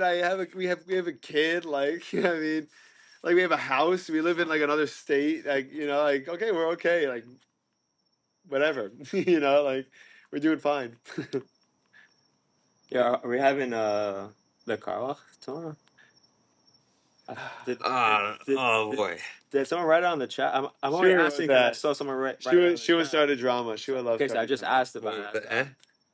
the that you deleted. I felt really bad. Why? What? I'm already down. I'm already thinking that tomorrow. Bro, once you send it, you gotta commit. No, Shua was a big deleter. Nah. A big deleter. She was a big deleter. Shua. A big deleter. It's also because when I send it, it's about who I know that there's You're one or two saying, people that like, are going to it's see it just- right away. I want them to see it, and then I'm going to delete it. So it's not Oh, you're so manipulative. Are you kidding? That's so deep. You know that someone's gonna see it, yeah. and So- then you delete it after they see it, so you That's know they got so it. deep. You That's it. are I watch. another so cool. level That's so of smart. psycho. That's so smart. Not only do I do that, sometimes I know that How often am I ever gonna do that though? Like, is that ever? Dude, that's such a crazy thing to I do. guess on a shul chat, like I'm never. How'd you think of that? Like, I don't know. I think it's part of the texting world. Like just Yeah, it's not normal. I only did that once in my life as a joke. I texted my sister when Rachel was expecting Shua, and I wasn't telling my family what gender we were gonna have, and then I texted my sister, "Oh yeah, Rachel's the doctor and she's doing great." And then I waited till she saw it, and then I deleted the text. Like as soon as like I saw on WhatsApp that she read, I deleted it. And she was like, "I saw it," and I was like, "Oh no!" And I was like, "It's a double trap. It's really a boy." got him. But you do it on a consistent basis in group chats? You probably had presents for girls. Not only That do I you're, do that, you're I just, know if I see that the person's online, you're on a group chat, and I want you to get a message. Let's say, Do you have your last checked Oh. on? Like what time your last checked was on? I'll put that on. You're But crazy. if I You're see so sketchy. If I see you're online, I'll drop a text and delete it right away. So you see it pop up. You don't even see it, but like it's super quick. I don't know. I just feel like it's part of the game. It's not. No, I think you're a mastermind. I think you should Well, work for what the if CIA. everyone is on their phones at the time and it just pops up on their thing? Everyone. And then If the everyone FBI or sees the it. CIA Yeah, are like listening, 8 I think people that you say could that. really use What's an the asset difference? like Shua Edelstein. I At think that point, that you gotta commit. Just leave it there. Who cares? Or you can do the that's like some secret. disappearing That's messages. I don't know. I could it's tell so you. funny because I would watch. I could If tell I you. I watched go. a Netflix show where someone did that, I would think no one does that in real life. Do you have And I do disappearing? it. So maybe they should make a Netflix show about me. I can tell you if we put someone on the chat. Do you We have text. We go to the members disappearing chat. messages on? No, we go to the members chat and we Yeah. text anyone. We put a message. I'll tell you the first 3 people that are going to see it. Really? Is that crazy? Wait, like No. what? What do you mean? So You know what? Let's say I'll double down on that. I go to members, KHH members, and I send them text. Okay, Who are the first 3 people that are going to see it? Can you I send a don't know. period? Oh, you know? I could predict I the could first predict. 3 people. What is it gonna be? I think I can predict. Wait, I'm thinking about Can, it. can you go first though? I'm not You guessing. don't I have you no don't any idea. guesses? I mean, No one comes to mind. me. I'm pretty quick. You're pretty quick, but there's someone that's usually quicker. I think it's Go Heshi. Farb. No. Go Farb. What? Let's go Farb. Oh, Goldfarb is the top 3. Rotman? Rotman. Rotman. Go Farb, and Chesky. Rotman's a And quick, Chesky, super right? quick. Chesky, sometimes he has like Goldfarb is usually pretty consistent. It's crazy that there's stats for this. Like you know this. Like this is wild. So I would say, wait, if we're gonna put what message am I putting on the chat? Just post. just post a What dot. time? What time is Shabbos tomorrow night? Or is there chakras tomorrow? Is there chakras tomorrow? I'd make a million. Should we Okay, send- so wait, I'm predicting in the order Michael Rotman, Goldfarb. And well, I'm here. And what time? It's Thursday night.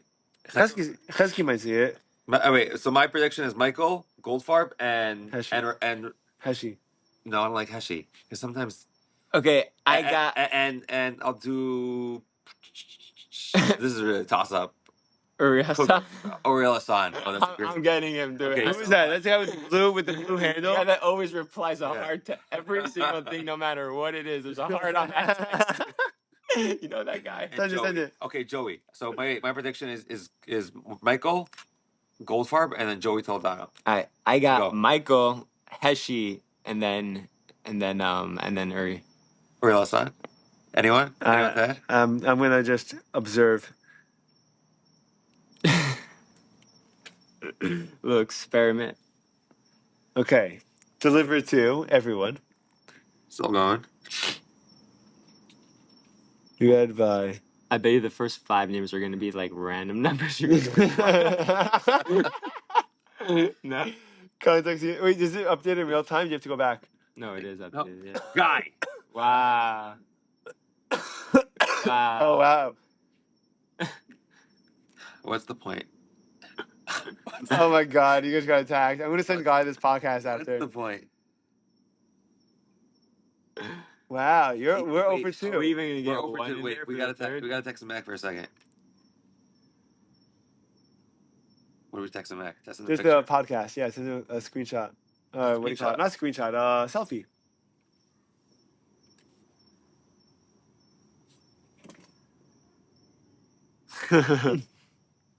Wait, who's the last one? Who's the last one? Is there chakras tomorrow? Still 2 people. To be That's felt. crazy. I'm surprised that the Rav doesn't just get WhatsApp for the either the group or the Chevra. Yeah, There's people that would reach out to him if he had WhatsApp more than Are you if talking about than if yourself? he doesn't now. No, I mean most people. yeah, probably. It's just what happens. Like when it's there, it's more available. Yeah, I mean, it's part of what his responsibility is, but I think he's got to ease his way into it. I'm sure he'll figure Right. this out and he'll do it himself. You know. Shua, who's the third person? Maybe we'll wrap up the podcast in about 2 hours. Actually, who's the third person? Who in the picture? Who's there? Okay. It is. Menon. Who's Menon? Who's that? Wow. Oh, for 3. That's wild. 0 for 3. No one. No one. I guess on a Thursday By night. the way, Guy's an underrated call because Guy's always on his phone too. Yeah. Guy's an underrated call. Okay, we're gonna call it here. Goldfarb. Here we go. Nice. Wait, he's 4. We call it. Okay, that's fun. He was number 4. Yes. Say bye, enjoy. everyone. Thank you. Say bye, Had a everyone. great time. Say bye, everyone. Say bye, everyone. Bye, everyone. Bye, everyone. Thanks Bye, for playing. everyone. Have an Bye. outro.